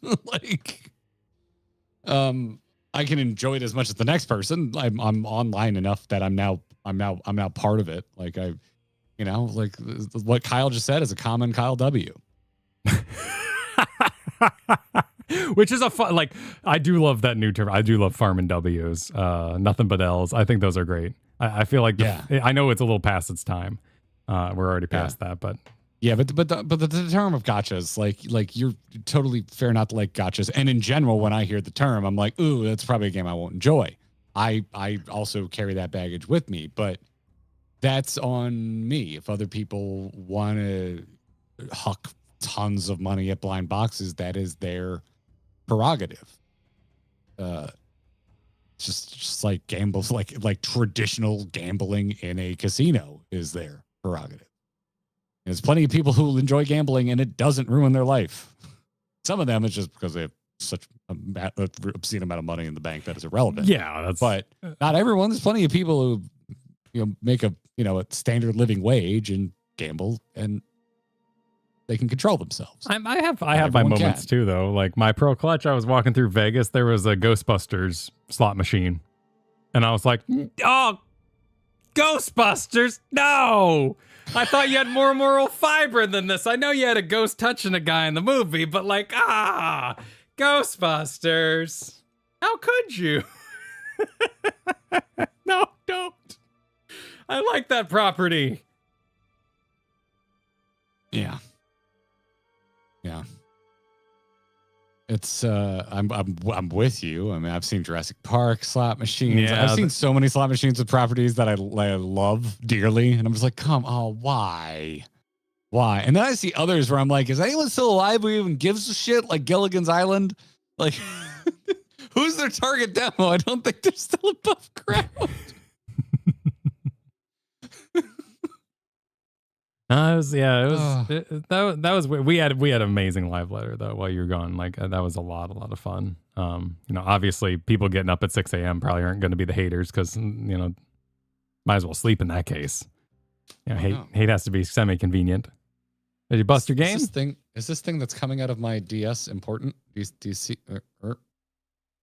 You see this piece of plastic? Oh, weird. Yeah, I have no idea. It's coming out of like the channeling on the. Just looks like some wear and tear. Yeah, shit. Finally starting to go. That sucks. My battery isn't getting bigger, which is good. Have you ever experienced battery bulge? Oh, I've heard about this. Yes. No, I can't say I've experienced the bulge. When I'm playing He's Coming, that's a pretty new game, so I'm not. You need to stop. You need to stop. MasterCard's gonna come for us, man. MasterCard is coming. They're coming all over the place. Zigadon, yeah, I've got your package right up here. We can open that Thursday when we're together on the stream. Is it just for you? Open it now. No, I think it's. He said he wanted it opened collectively by both of us. We can open it Thursday. Okay. Squeeze that in Thursday. I have two things too. Remind me to bring it with me on Thursday. Okay. All right. Sick. Wonderful. Mad A, thanks for becoming a member at the very beginning. I hope all of the coming jokes hasn't made you rethink that decision. Mamuki, morning back to you. Christopher C, super cat update. Rosenkrantz is doing well. Nice. They found the cause of his infection and the antibiotics are handling that. Nice. Follow up is this Thursday. Nice. I didn't even talk about how the second we saw the Welcome to Key West sign, every light on my dashboard illuminated. Did you just Christmas trees? Did you just live like that? So, we have a Toyota 4Runner. It is about to hit 90,000 miles. That's a decent number of miles. Toyotas are known for going forever. I don't know how many miles are in your Toyota, Kyle, but usually around the 100,000 mile mark, they recommend doing a full transmission flush and like new fluid. Like, okay, give yourself a nice little transmission service. I think about 90. Yeah. So when we were slowing down, it would like when we were almost at a stop, it would just like lurch really hard suddenly. When we were coming to a stop. And to me, I said that felt like it was having trouble grabbing first gear. Because when you slow down in an automatic transmission, which is what you have in your Corolla, because I know you're already like raising an eyebrow, it slowly works its way down the gears. Because it would stall if it stayed in a high gear going too slow a speed. And so I'm like, okay, that's like right before we're actually at a dead stop at a stop sign. I think we're having something's going on with the transmission. And so for the first time in my life, I felt knowledgeable when the next morning I woke up and I babied it over to the only AutoZone on the tiny island that is Key West, borrowed their code reader, and got 2 codes for 2 of the solenoids inside the transmission. Solenoids My favorite Star Trek alien. Actually, I can't really... Solenoid definition.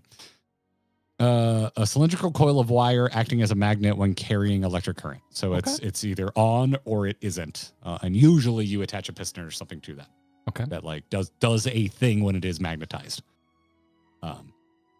So yeah, it sounds like I was pretty right. I called my like local mom and pop mechanic back home while I was in Key West, because they don't have a lot of garages down there. It's a tiny island, and I couldn't get in anywhere for like half a month. And I'm like, y'all, I'm supposed to be home before you can even see us.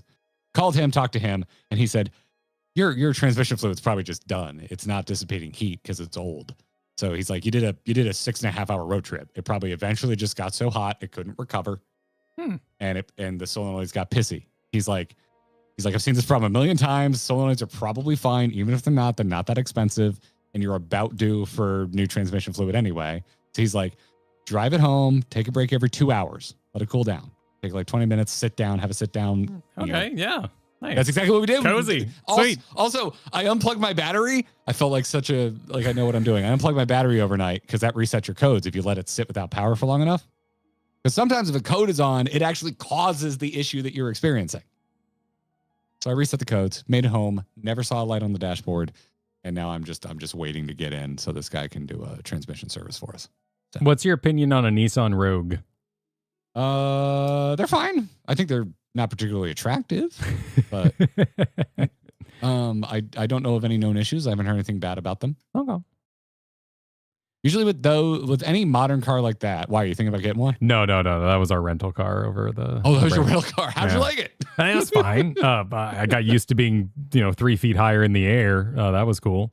Than my old. Oh yeah, if you're driving a Corolla all the time. Yeah. No, we like to. We usually do a rental car for drives just for the more space, and also it kind of feels like I'm out of the office, like I'm out of my house. Because in our own car, I'm like, oh, that sound, squeakiness. What's that? Nissan Rogue sounds like an isekai character. You're damn right. You're damn straight. Oh man, if it was one of the new ones, these interiors are nice. It was nice, yeah. Damn, it was pretty cozy. 3 kids in the back and all that. We did our best. Really upgraded these. This looks lovely. Hell freaking yeah, man. But yeah, that was my oh no, things are broken. Also, Katie's car has a problem that I really don't possess the finesse to fix because it involves dropping the steering rack. Okay. And my car needs tires. So every vehicle in the Wines-Earl stable currently needs something. The Wines-Earl stable. Nice. Yeah. Well, car boys are just horse girls, at the end of the day. We've accrued more than one vehicle per person for the first time in our lives. You're outnumbered. Yeah. Yeah. Turns out that comes with a price, which is a lot of upkeep. Katie's car's been paid off forever. But yeah. Mamuki, morning to ya. Sevens said CEO is in August next year in Orlando. That's a fighting game thing, right? CEO Gaming Fighting Game Championship in Orlando. Yep, sure. God, I suck at fighting games. I could barely cast those spells in Castlevania. Dog shit. Absolute dog shit at fighting games. It just never really popped off with my friend group. I was completely alone playing Soul Calibur. I guess Super Smash Bros, but I don't know. What they do up there in Super Smash Bros seems anti-fun. I respect the shit out of what's it called? Do they have it? Guilty Gear. Guilty Gear Strive. Every time I see Guilty Gear, I'm like, I should play this game. That looks stylish. Yeah. We once Mortal Kombat went 3D. That was it. Mortal Kombat went 3D and Super Smash Brothers came out, and no one I knew ever returned to fighting games because we were Mortal Kombat kids for 1 through 3 Ultimate. And then the second that first 3D Mortal Kombat came out, we're like, cool, his Super Smash Brothers is better. Let's play this. So yeah, and I think we just missed the boat on Street Fighter. I just kind of barely missed it. It was a little too advanced for my age when I played it as a little kid. I didn't really get what was going on. I got rolled. Absolutely rolled. Qatar said, I notice a lot of folks our age get mistaken for being younger. I've seen a lot of memes about it. Like the people when they were 30 and they show like one of the actors from Cheers, and then they show people when they're 30 now, and it's like a picture of Gohan. Like, I mean, you got the mustaches and stuff too, doing some lifting there. Dude, all the young kids, dude, all the fishing bros that were there for Mini Lobster season, they all have mustaches. Huh. Why do all the 20-year-olds have mustaches right now? Mustaches are in because we don't. Katie even turned to me. She's like, "What is going on?" Because we don't. You know, it's often as simple as that. Rebellion. They don't want to look like us. I get. I mean, but we had a big mustache thing like 10 years ago. We did. all did. Yeah. Yeah, we were twisting them up and being hipsters and drinking the same shitty beer. It comes, dude. It comes and goes, man. Like there's a GAC, the GAC. You know, GAC slime. Yeah, you don't need to explain GAC to me. I was born in 87. Does it have a expiration date? Like, I think they just put it in a warehouse for 10 years and then bring it out in a new box. It definitely has an expiration date because my GAC dried the frick up on multiple occasions. It's all like when I made my own GAC in science class, that didn't last very long. My own GAC that I bought from Walmart didn't last very long. GAC absolutely has an expiration date. What should we do with mid-drifts this year? What did we do last year? Show them. Get rid of them. Like, it's insanity. It doesn't make any sense. Low Rise is back. Yeah, all right. Let's go. Oh, I used to think Low Rise was really cute, and now I'm seeing Low Rise again, and I'm just like, well, that's really, we didn't need to go that low. That's too low. What are we doing? I was like, damn, the nerds in Jacksonville dress the same as nerds everywhere. This is crazy. Nerds kind of always dress the same. Yeah, cargo shorts are always in fashion if you don't care about how you are perceived. Highly convenient. If you do not care about how you're perceived. They're amazing. I saw advanced technology. I think it was a fake Elder Scrolls loading screen, and it was like, you can increase your carrying capacity while lowering your charisma, and it showed cargo pants. I'll do it every time. Every time. Yep. There's a cheat code. There's a cheat code if you kind of want to look trendy. You get streetwear, which typically has cargo pockets. Yeah, they do. Yeah, a bit more zippers. But sometimes. Yeah. If they're functional zippers, sometimes they are actually convenient. Then you don't have to like deal with the poppers to actually open your pocket. No, I mean, zip it. I've got a chip on my shoulder here because every tall company I use keeps going out of business because they're in enough business. You know, it's like maternity wear. Like you have a limited audience. And so I was fine with Target for a bit. Nope, we're canceling our line. And now I have like tall slim, but they're going to go ass up in a few years. Dude, you mentioning maternity clothes. I actually had a lot of random bar conversations in Key West. Right. Because touching that grass. Great town to have a bar conversation in. And it's a bar we really like. And so we'll just hang there.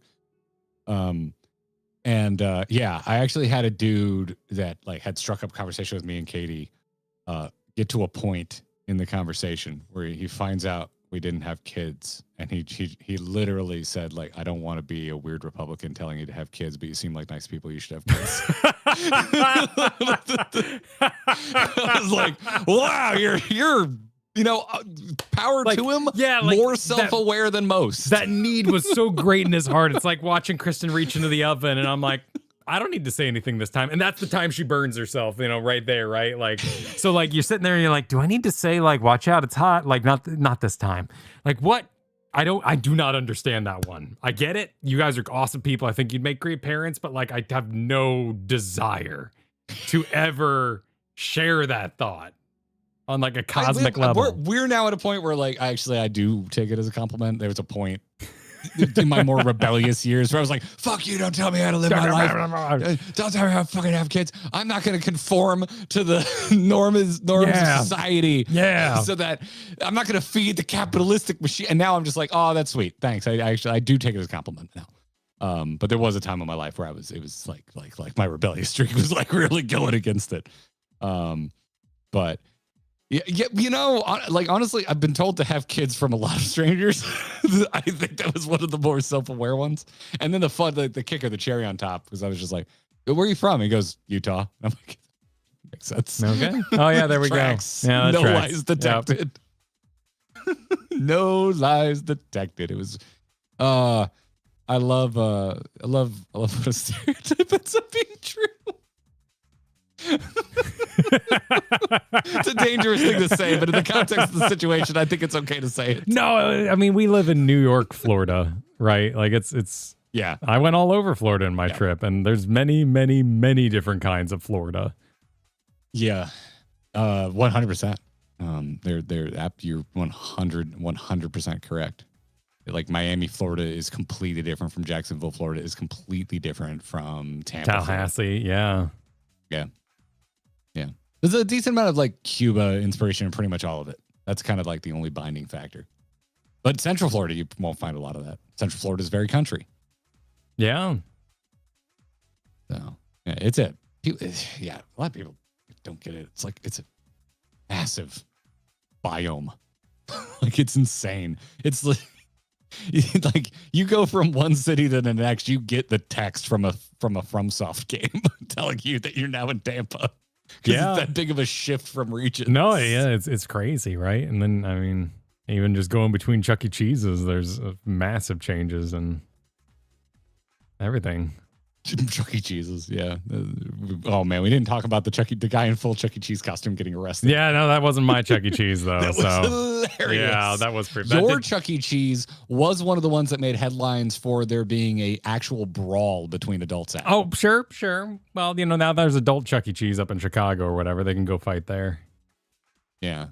However, that doesn't. Funny enough, I'm not doxing you. That doesn't narrow it down. There's been multiple headlines in the last 4 years about fights breaking out. No, I really wasn't concerned at all.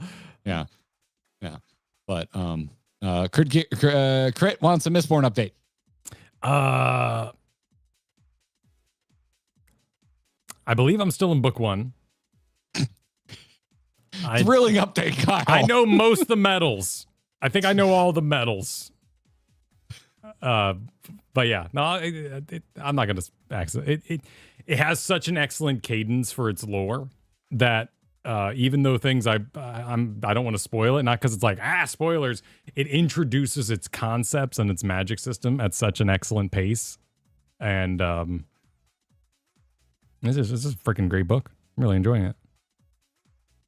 My biggest regret is that like I'm not gonna make a Mistborn video. So however many hours it takes me to complete Mistborn, I'm like, oh, I should have, you could. I should have beaten an RPG or something like that. We could start a reading club in the Discord. Like that's something we could do. Yeah. I'm not going to join it because I have zero time to read right now. No, it's nice. It's nice to be in my own head and just reading something feels good. Joshua Stingle wants your favorite character right now. Go. I'm too suspicious of all of them still. I can't make that commitment. I can't make that commitment yet. They're all up to something. Okay. All right. Did you ever end up reading Gideon or was that just Kristen? No, that was just Kristen. I didn't read that yet. Oh my God, read Gideon. I was at the time reading. Read Gideon. I know. I read Infinite and the Divine. That was a lot of fun. Read Gideon. I need to talk to you about Gideon the Ninth. I've literally been waiting years.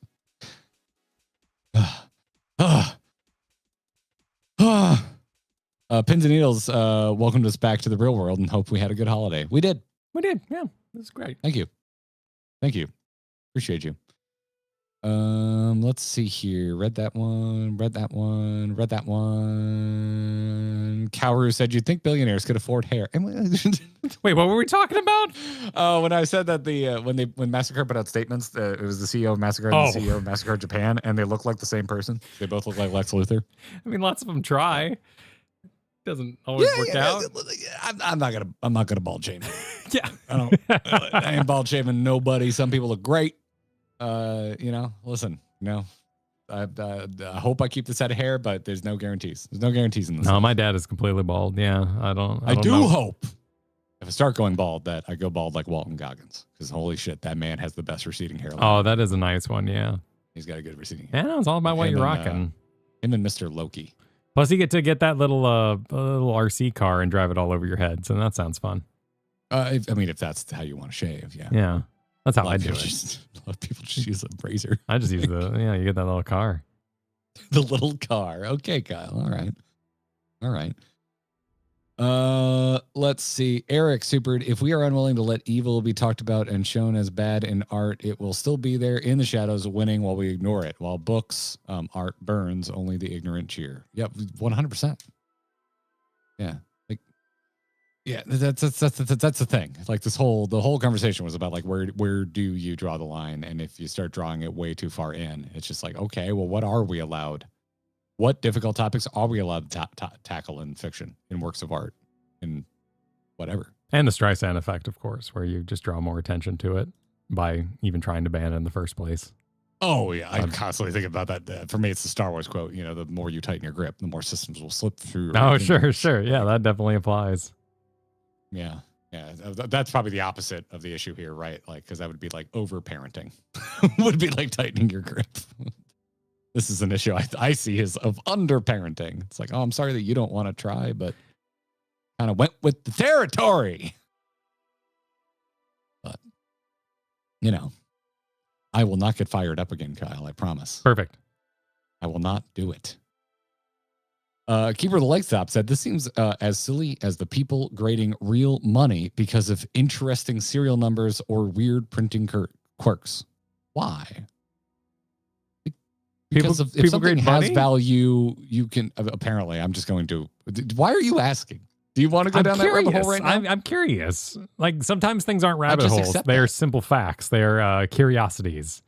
Okay, well, but I also I took that as a simple fact, and I just kept moving. Oh, I'm not disbelieving him, but I am now curious. Gotcha.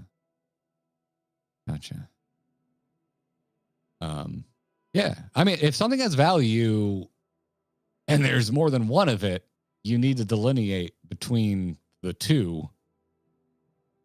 It happens with that. A very common version of this is cars. Go buy a used car.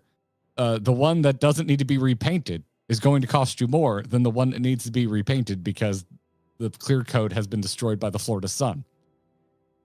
Like that's a very simple version of that. And there's typically car companies make more than one car. So there's going to be multiples out there. So I don't know. To me, it never seemed odd. Like the first time I heard about it, I was like, oh, wow, weird. And then I thought about it for a second. I'm like, well, if Charizard is worth $500, then a Charizard with a better foil print would probably be worth more. That makes sense in my head. So why not extrapolate that to its next logical conclusion? Yeah, definitely. No, I was clearly and obviously extremely hurt by my Charizard experience. What was your Charizard experience? I didn't get one. I spent everything I could to open all those packs at EB and all that. I traded to get one, and I feel like it was a pretty fair trade. And then for like 2 weeks, I got really into playing the game, and I just wanted more cards, so I traded it for just a shit ton of cards to build decks with. And 9 times out of 10, I would say that's a good trade. You go have an experience, Garrett. But I immediately fell back out of it and right back into collecting, and I kicked and to this day, I would rather have the Charizard. Yeah, I was the kid that gave a kid a bunch of cards to get his Blastoise. And I feel bad about that. I still look at my Blastoise and I'm like, oh, my pride and joy, but also, ooh, that wasn't as rare. It was still like, I still felt like I was, I was getting too good of a deal. Yeah. Even as a kid, I knew something was kind of wrong. Yeah, I do wish I would have had that experience because I would have probably pooped my pants in excitement. Yeah, I'm honestly like, this is something I want a personal connection with, and I'm trying to figure out like what collector thing. I was a kid that when a toy broke or I lost a toy, it was absolutely tragic. So mentally, I have treated in my life all my possessions as visitors. They're little spirits that when they choose to go, it's their time. They got places to be. I was like that until I started buying anything that was more than $20. Yeah, and the second I bought my first kind of nice thing, it became very precious, and I try very hard not to break things. And to this day, I get very pissed off when expensive things break. Yeah, and kids prolong that period in your life too, because you're not going to buy. Some people buy nice couches and then get mad about it, but I'm not going to put myself in that situation. So yeah, I do enjoy my Warhammers a lot, and I enjoy painting them, and so, but that's not quite the connection I need to understand that hobby. Yeah. I feel like my parents handled it pretty well. There was a furniture I could climb on, and there was a furniture I couldn't. And I feel like they explained that to me pretty quickly, and we went on our merry way. Yeah, and there's an age for that sort of thing, right? I mean, if you are suffering from pasta hands, don't get a white couch. Like that's just you can't make a 3-year-old stop pasta hands from going towards the white couch. I had to be that a-hole when my cousin brought what we refer to as my nephew, even though technically not my nephew because she's my cousin, but she's basically my sister. I had to be that a-hole because we had just gotten some outdoor seating and it was a light colored cushion because dark shit fades like that in Florida. And that kid was covered in pizza and he just went running towards it, jumped up on it. And I was just like, cousin, could you? That's your right. Because you're literally the tag is we're still in on your it. dimension, man. Like that. Yeah. Like, no, I will never. What about any of this made you think it was okay? I will never hold that to anyone if I'm in their house. But like, the only villainy I see is when you, the parent, purchase the nice thing while still having pasta hand kids. Like you're just setting yourself up for failure. Yeah, that's on you. Yeah. What I just don't want to be in the. I don't ever want to have to say anything to anyone's kid, and so I'm just like, could you just please never put me in the position by being the one that minds the child. I get you. I'll mind the child like near. I'll keep them from dying. Yeah, if you have a pool, if you have a pool, I think that's a great agreement to make. You're in my house. I own a pool. I will help with the general observation of this child. Yeah. Because then I just feel like such an asshole. It's like, oh god, I got the stain out. Oh, it's a pain in the ass. Literally, just gotten that damn thing. So, come on. To be honest, don't make me be the a-hole. It's once you have kids, you basically go, can someone help this little man?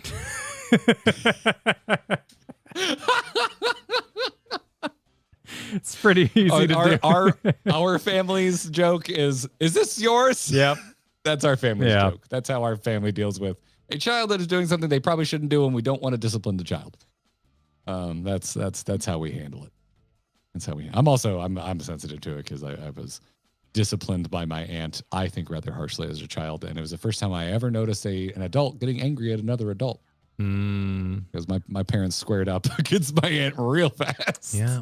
Good on them for throwing down. Yeah. So respect my folks for that one. Sheehan, thanks for the super. When I used to live in an Orlando area, there was a retro game store owned by an elderly lady off of State Road 50. My friends and I went there over GameStop. Hell yeah. Nice. Yeah, we did a similar thing in college. I forget what the hell it was called. It wasn't UB, it wasn't Babbage's. It was like Game Corner, something like that. I cannot remember it, but that's where we went. And it was like a locally owned spot. But they had new games. Retro game stores weren't really a thing, but they did have retro, like quote unquote retro stuff there. You could get NES games, SNES games, that kind of shit. But they primarily still trafficked in new shit. Like that's where we went for the midnight release of Wrath of the Lich King. Oh, cool. Yeah, mine was outside a GameStop for Burning Crusade.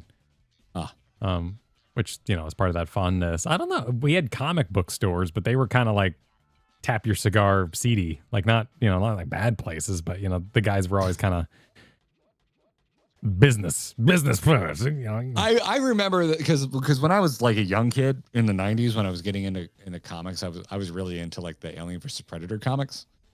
We had like one store in my hometown and one store in the quote unquote big city. That was it. And yeah, it was like sweaty adult man.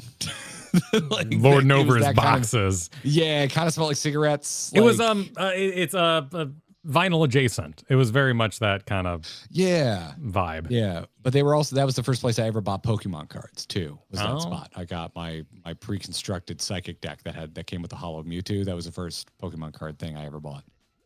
And so I remember hearing at school that they had come out, and then like all week begging Mom, can we go to the comic store? Please, can we go to the comic store? I want to get some cards. And then Target started carrying them, and it was a lot easier to get a hold of them.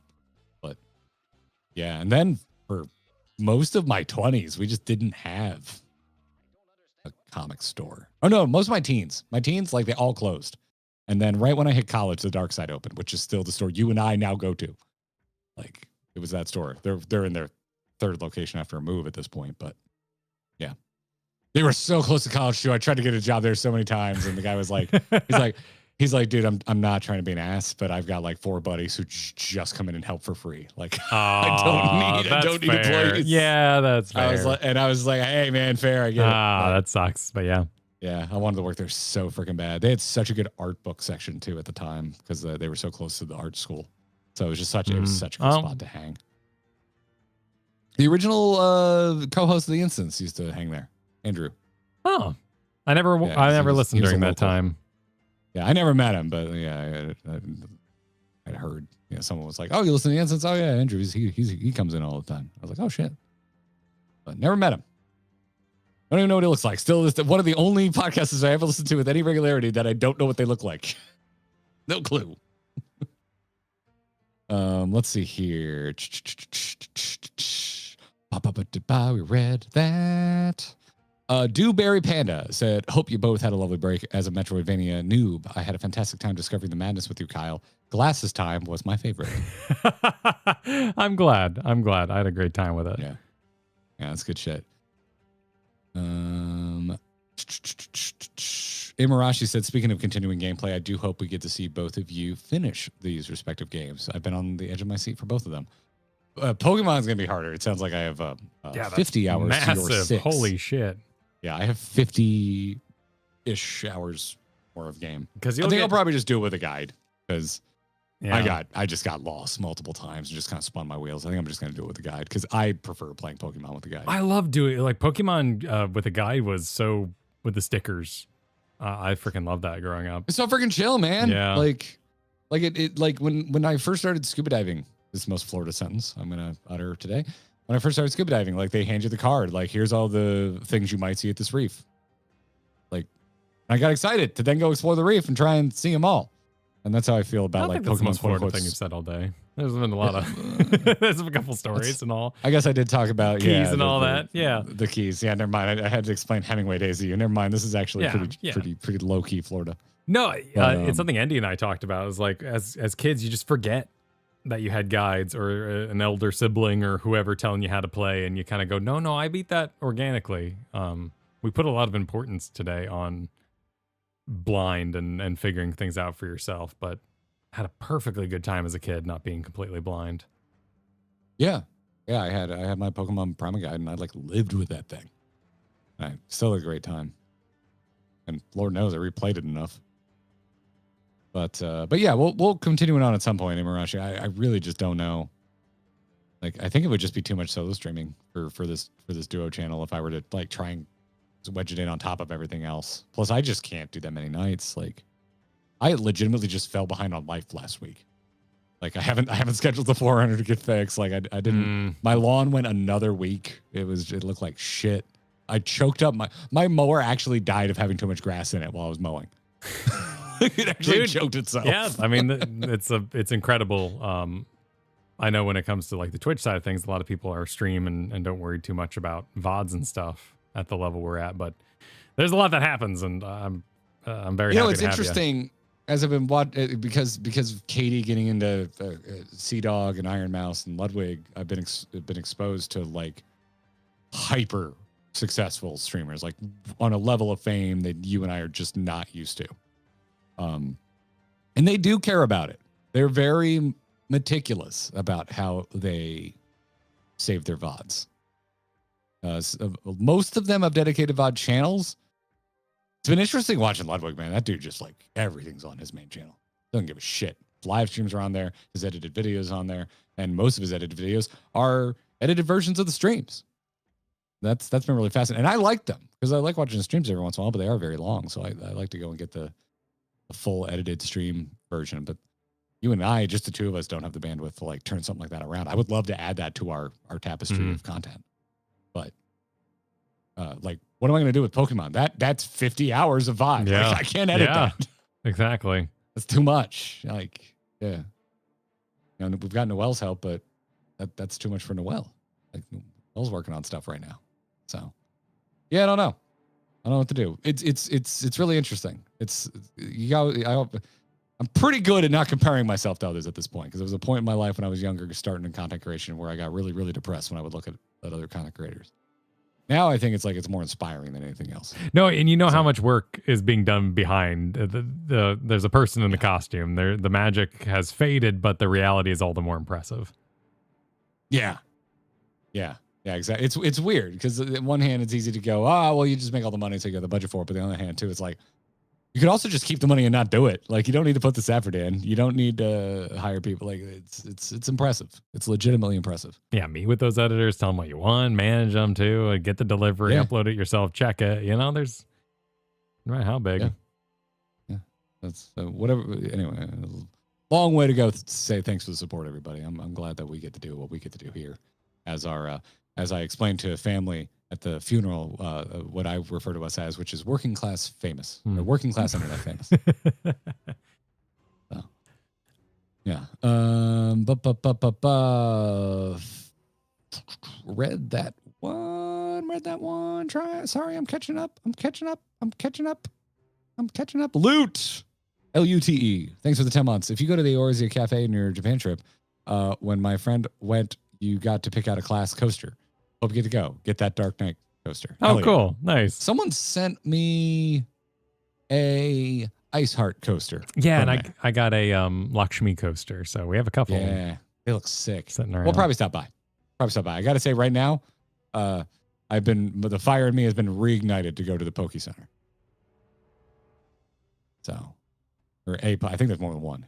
Whatever one has the life-size Mewtwo, I want to go to that Poke Center. I need my photo with life-size Mewtwo because I am an adult and I can do what I want. That's why. Tara, happy Patch Eve right back at you. Thanks for the 30 months. Jeffrey said, fill out a stamp book. It's a beautiful book. You get signed at temples and shrines. They sign it with beautiful calligraphy. It's a great memento. I have gotten this tip and we plan to. Nice. We plan to. You know what? We should actually just start a little a mini segment between now and October on the podcast called Garrett Preps for Japan. That'd be great. Yeah, I'd be very interested to hear. Because we just made our first booking because we are officially 3 months out. Sure. Which is when you can book things. I booked my dream car to drive. Awesome. Mount Hakone. I'm going to drive a 1996 Toyota Super Turbo alongside the rest of the cast of Initial D. That's bad, man. On Mount Hakone. Your joy is intoxicating. Cannot wait. Hell yeah. I cannot wait. Yeah. I still gotta go to AAA and get my international driver's license, but I've got time. Consider any domestic flight trips while in Japan. We are not going to do it this time. We almost were going to fly to northern Japan, but we decided against it. You're going to stick to places we can drive and train. Well, and train to. You can technically train to North Japan, but it's like not cheap. It's cheaper to fly than it is to take the train. So we're gonna stick to kind of like central around Tokyo, Japan. I think the farthest west we're gonna go is Osaka. But yeah, it'll be a good time. Oh, you did Fun to Drive? Oh, hell yeah. That's who I rented with. Blink Digital Agency knows exactly what I'm talking about with the cars. Nice. It's a company that just rents like JDM Legend cards for you to drive around Japan. They do driving tours. Market's there. Yep. Yes, it is.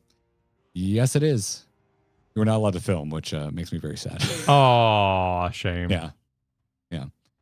Chris Majors, thanks for 37 months. Use your local credit union.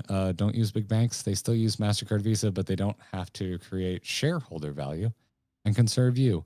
I love that in theory. It is so inconvenient in practice. I tried for a little while. It's a bit easier now since I don't really ATM anymore. It is probably better now. I tried it like in my early, like even before I turned 20. It was just so hard to like get cash when I needed it. This is before online banking. I bet it is a lot better. Yeah, exactly. Because I had one around that time of college too. It was a local bank, and it was kind of exhausting to get cash, but I don't use cash anymore. So yeah, I'm about to in freaking Japan because god dang, apparently cash-based society. Huh? Interesting. Yeah. A lot of places don't accept cards. Yeah.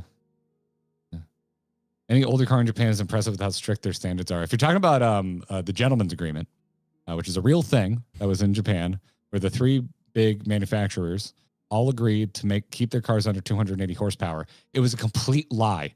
If you buy any of those like mid 90s Japanese legend cars and you throw it on a dyno, they all made more than 280 horsepower. A dyno? they were, yeah. What? A dyno?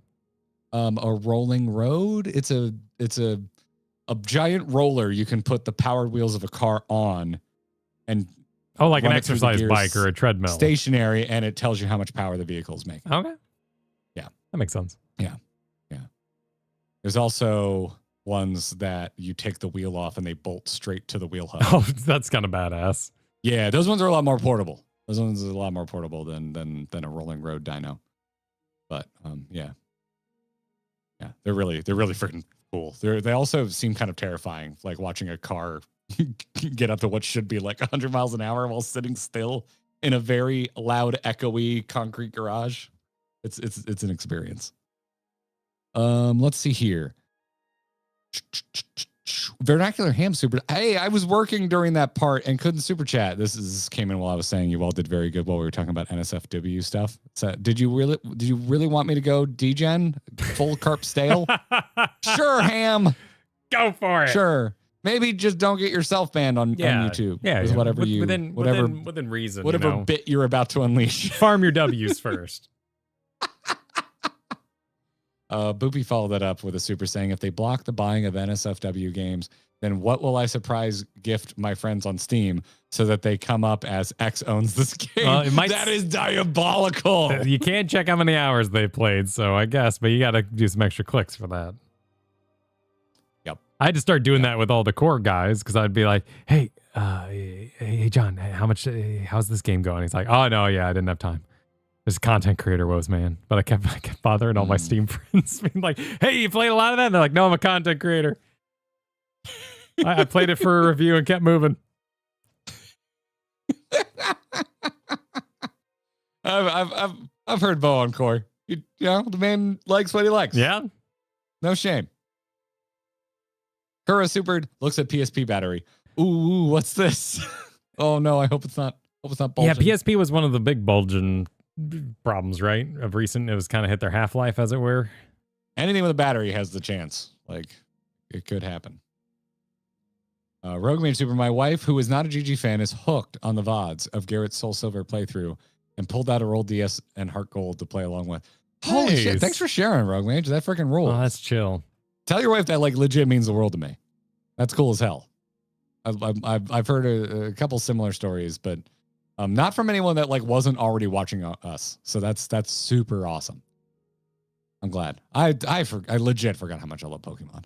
Like, man, that's some fun shit. I think I'm cruising toward a full anime rewatch. I think that's where this road leads me. I'm gonna be the very best, like no one ever was. Dingleberry's supered Guilty Gear laser targeted at Garrett. Everything is a rock reference to the point that the MC's real name is a reference to Freddie Mercury's real name. I mean, people have tried to sell me on JoJo for the same reason. And while I do like more general rock. I'm very much a early 2000s kid when it comes to music. Yeah, I don't think it could lift up. We didn't talk about Ozzy dying. That bummed me out. Yeah, that happened in the middle of my stream. That was, it was haunting. But what a legend. What a way to go out. Well, and after that farewell tour where he said, this is the last song ever, that was kind of haunting to see. Yeah, it was a single show. And it broke, did you see it broke the record for literally any charity ever? Oh, wow, really? Because all the money was for charity. Oh, and that's badass. It broke like all, not like charity in a category. It just broke. It's the biggest single day charity ever. Damn. Yeah. Damn. So, yeah, it was not like it's such a Ozzy was a weird touch point for my whole family because it was like the first thing I got into that I thought my parents would hate. And they both were like, oh, hell yeah, we love Ozzy. So yeah, I found out from my daddy. We were in the Keys together. My family was also in the Keys. It was lovely because it's been a very hard year for my parents. It was really nice to spend some time with them. But like dad was out. He goes and exercises every day, even on vacation. And so he was like in the gym, like on the exercise bike. And I'm like on the beach and I look, it's just like Ozzy's dead. I'm like, oh my God. Like, it's the only time my dad has ever sent me a piece of news before I knew it. I think that might legitimately be the only time that's happened. Because, yeah, like, I know I'm joyful right now. Like, it's sad, but, like, also, like, what an absolute legend. What a way to go out. Yeah. Yeah. I freaking love Ozzy. But, yeah. Nah, I should play Guilty Gear at some point. If nothing else, just to kind of enjoy, just soak in the vibes. But that'd be a rough stream. I just know I would get backseated relentlessly. Well, it's a fighting game. Yeah, and the execution. Muscle memory's not there. Yeah. Pins and Neil said it's all about rarity and what people want to pay for in regards to grading, the grading conversation. Yep. Yeah, totally. 100%. I was listening to one of my favorite car podcasts yesterday, The Smoking Tire. And like they got a question in their email segment, which was like, what's $1 million car that isn't worth it? And they like hemmed and hawed and they talked about a couple different cars. And then they both went, no, never mind. Nah, it's whatever like 1967 muscle car is sold for $1 million at Barrett Jackson, because none of those cars are worth that much money. They don't drive that well. They're not that fast. Like they just agree. They're just like rare cars that drive like shit. Those are the cars that aren't worth $1 million. But that's what people are willing to pay for them, because there's not that many left that are in good condition. So, yeah. Yeah. Rogue Mage super. She also keeps DMing me every time she has one guy advice from watching the VOD. Doesn't he know how good Nightshade is at low level? It deals damage based on users' levels and ignores defenses. So I did eventually figure that one out. Tell her to watch at 2x speed. This sounds like good confirmation. I remember using Nightshade a lot. It was good. Oh, when I first read it, I'm like, this sounds like it sucks. And everyone's like, Garrett, look at how much health your Hunter currently has. Wouldn't 16 damage kind of suck or kind of hurt? I'm like, oh, yeah. You're right. There was one. I was watching you, and there was one of those that you were like, should I replace Bite with Scratch? Is it better? And everyone's just like, special. And stab. Yeah, everyone liked typing stab in chat. Yeah, I'm sorry for giving your wife anxiety, Rogue Mage. Tell her I apologize. Kotar said, don't really know if you noticed, but I did throw my Twitch Prime your way over on the purple platform too, supporting across 3 platforms. Hell yeah. Oh, thank you. Oh, thanks for that, Kotar. It's not as easy for me to see anymore because Kyle's back streaming. I could see it before when I was the one streaming because I had like the multi-stream thing set up. But. Yeah, it has a nice little feed on it. The S-Slobs. We do have plans to update quite a few of these tools, particularly approaching future events. Sorry we missed you over there. Yeah, appreciate you, Kotar. But yeah, I should get this thing posted before it hits 5 because I haven't gone for a jog in over a week because all I did was play Pokemon last week and I really want to go for a jog at 5. Okay, cool. Then I won't bother you with Night Rain now has co-op. We'll have to do that sometime later this week. Fuck, really? I know, it came out last Wednesday. Shit! We'll see you soon, everybody. Thanks for watching. No, Raj, I'm just going to keep fucking cussing. Jesus, that sounds great. Fucking play co-op Night Rain. Let's go.